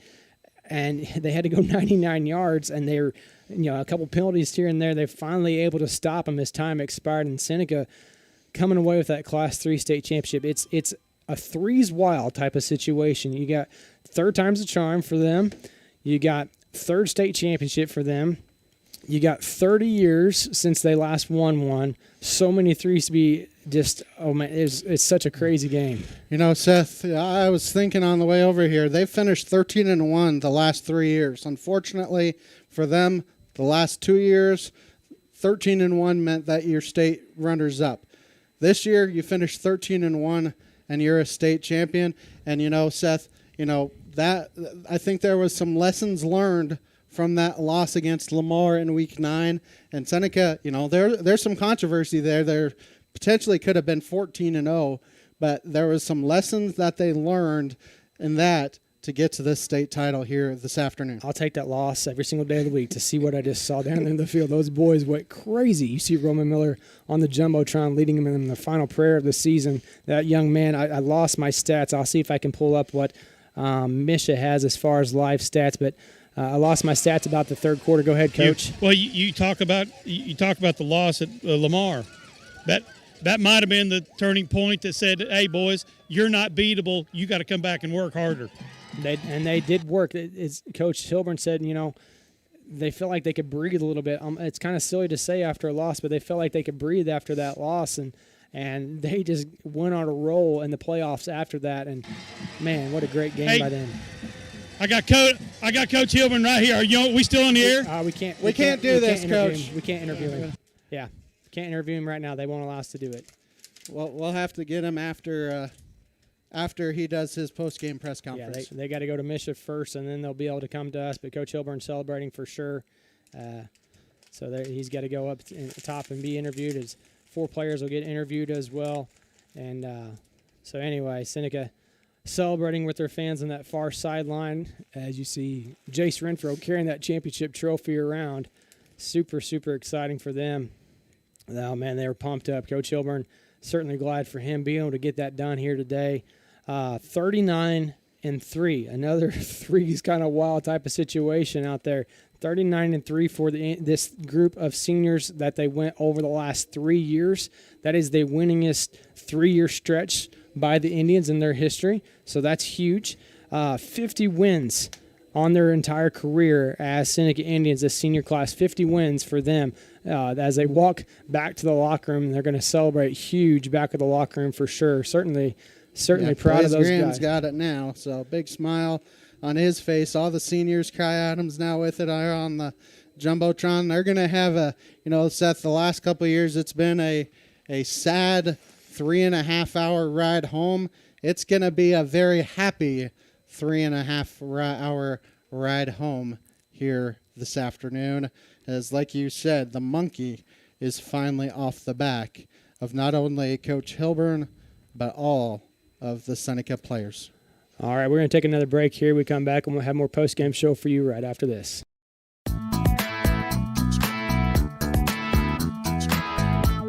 Proudly supporting the Seneca Indians is Doug's Body Works. Owned and operated by Doug Scribner, they offer a 24-hour wrecker service and specialize in auto body and frame repair. Doug's Body Works is located at 1008 Oneida in Seneca and is proud to serve the local area. 417-776-8611. Go Indians!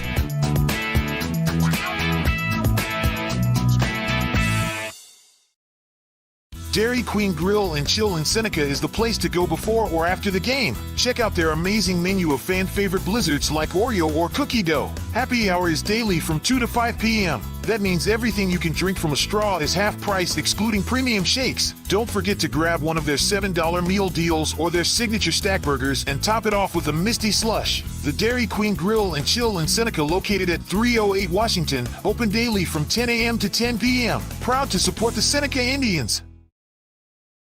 Missourians know we've got their back. For 75 years, they've turned to Missouri Farm Bureau Insurance for dependable, personalized life insurance coverage.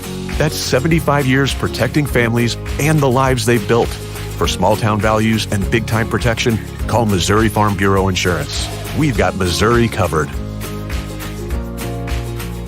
I am Josh Dotson with Missouri Farm Bureau Insurance Services. If you're in Missouri, I'm for you. It's open enrollment season, and Community Insurance, a subsidiary of First Community Bank, is here to help. The 2025 Medicare open enrollment period runs October 15th through December 7th. The 2025 Individual Health Insurance open enrollment period runs November 1st through January 15th. Our team is ready to guide you through your coverage options. Visit any of our convenient locations to learn more. Community Insurance. Insurance products are not a deposit, not guaranteed by the bank or its affiliates, not FDIC insured, not insured by any federal government agency, may go down in value. Welcome you back in here to Spratt Stadium again. Your Indians winning the Class 3 state championship today by a final score of 33-26 over the Lift for Life Hawks. You know, so many people had Lift for Life winning this game. They thought they were going to get it done. I mean, the Indians, like Coach Harbaugh said several times, they try to give it to him. They try to say, hey, this is, you know, here's the ball, take it from us. And unfortunately for the Indians, they were able to hold on at the last second. Run through some stats for you. Probert just 1 of 2 on the day, 12 yards passing. On the ground attack, though, that's the biggest key. 25 attempts for Probert, 183 yards. That's the stat keeper through Misha. Roman Miller, 30 carries, 180 yards. Both those boys had 2 touchdowns. Both of them had fumbles as well that they lost. I hate that for them so much. But, again, kind of wanted to, you can take those and be okay with it, because you come away with the state championship. For receiving, Drew Sherwood, 1 reception for 12 yards and a touchdown. For Lift for Life, Phoenix Isaiah, he would have been 17 for 21. They gave 2 passing attempts to Woolfolk for 215 yards, 2 touchdowns on the afternoon. And then Lift for Life rushing, Javion Scott, 19 attempts, 128 yards, 2 rushing touchdowns for him. Receiving, Woolfolk had 7 receptions for 39 yards. Deshaun Moss had 5 for 118. Key Henderson had 3 for 25. And Javion Scott had 1 for 16. Cameron Hurst had 1 for 10. Sean Strickland had 1 for 7. So big plays for the Indians. Good job by them. We'd like to get the interview from Coach Hilburn, but unfortunately I don't think we're going to be able to get that done because he's got to walk all the way up here to the second floor of the press box to be interviewed. And so we're probably going to cut this one a little bit short because they got another game coming up here at 3 o'clock.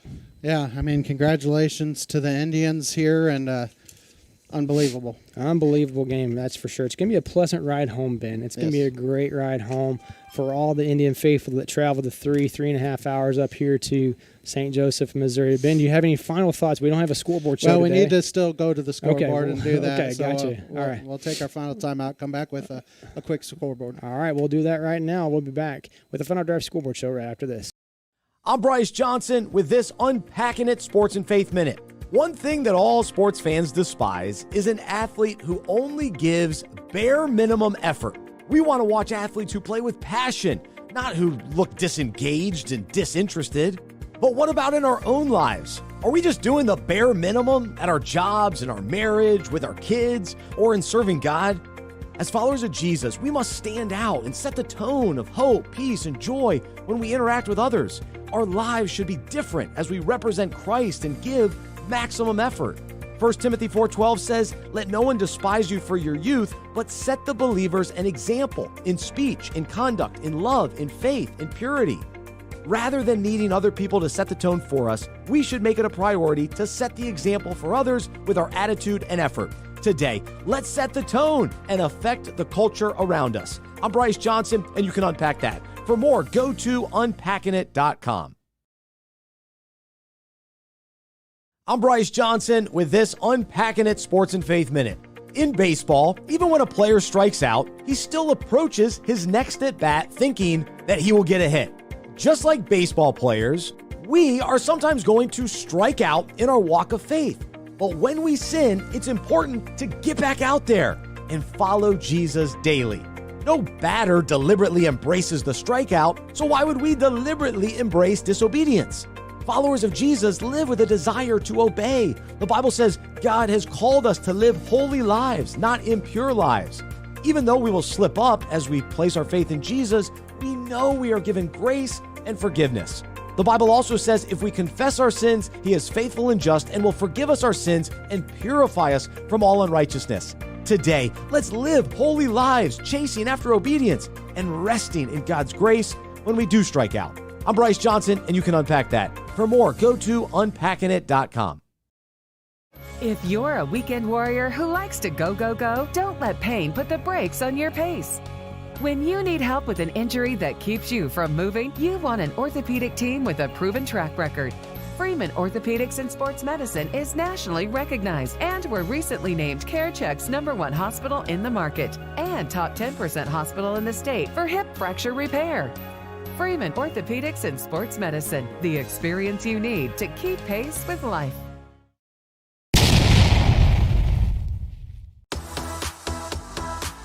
Welcome to the Final Drive Scoreboard Show on the KNEO Sports Network. The Final Drive Scoreboard Show is sponsored by Freeman Orthopedics and Sports Medicine, the official sports medicine provider for over 20 area high schools and colleges. See how one of their certified physicians, certified athletic trainers, or therapists can help you get back in the game. Now, let's go back and live to the Final stadium. Drive Scoreboard Show sponsored by Freeman Orthopedics and Sports Medicine. Run through the scores. Just one score to cover other than ours. Last night, the 8-man Worth County defeating Rockport last night 56-46. And your state champions, Class 3, Seneca Indians, winning it today 33-26 over Lift for Life. A hard-fought victory for the Indians, but they're able to get it done today up here in St. Joe at Spratt Stadium. Special thank you to Daniel Moore, running the producer board back home for us, keeping us up to date all year on those scores. Landon Reiser for running the camera for us all year except for today. Kind of had a couple fill-ins as well. We had Luke Taylor filling in for us, Dalton Vaughn filling in for us on camera to make this a successful broadcast season for you. Ben Wolcott taking care of everything on the computer side of everything and bringing your color commentary to you as well. And Daryl Harbaugh traveling with us, keeping us under control, comic relief, inside from a coach's perspective. We want to certainly thank him for everything that he's done for us this year.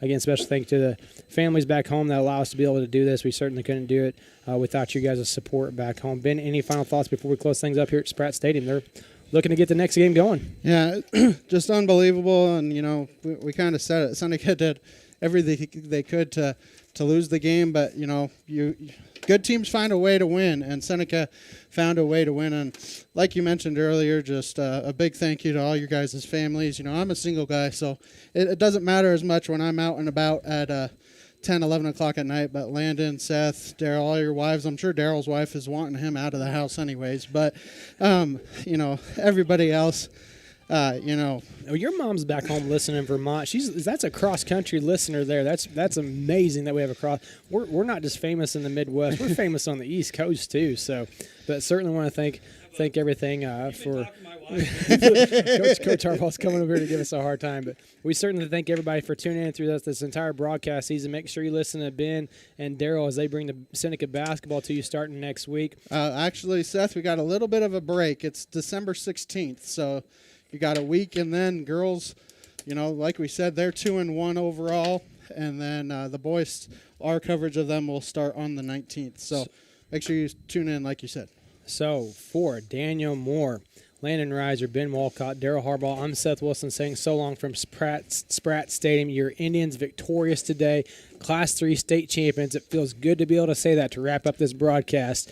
Over the Live for Life Hawks, 33-26. Join us next season. We'll bring more football action to you here on the KNEO and Seneca Indian Sports Network. You've been listening to the Final Drive Scoreboard Show on the KNEO Sports Network. The Final Drive Scoreboard Show is sponsored by Freeman Orthopedics and Sports Medicine. See how one of their certified physicians, certified athletic trainers, or a therapist can help you get back in the game. Join us again after the game next week as we will once again bring you all the latest scores right here on the Final Drive Scoreboard Show, sponsored by Freeman Orthopedics and Sports Medicine. This has been a live production of KNEO Sports. This broadcast may not be reproduced or retransmitted without the express written consent of KNEO Sports Network. This has been a sporting outreach of KNEO Sports Network, reaching into communities to make a difference for eternity.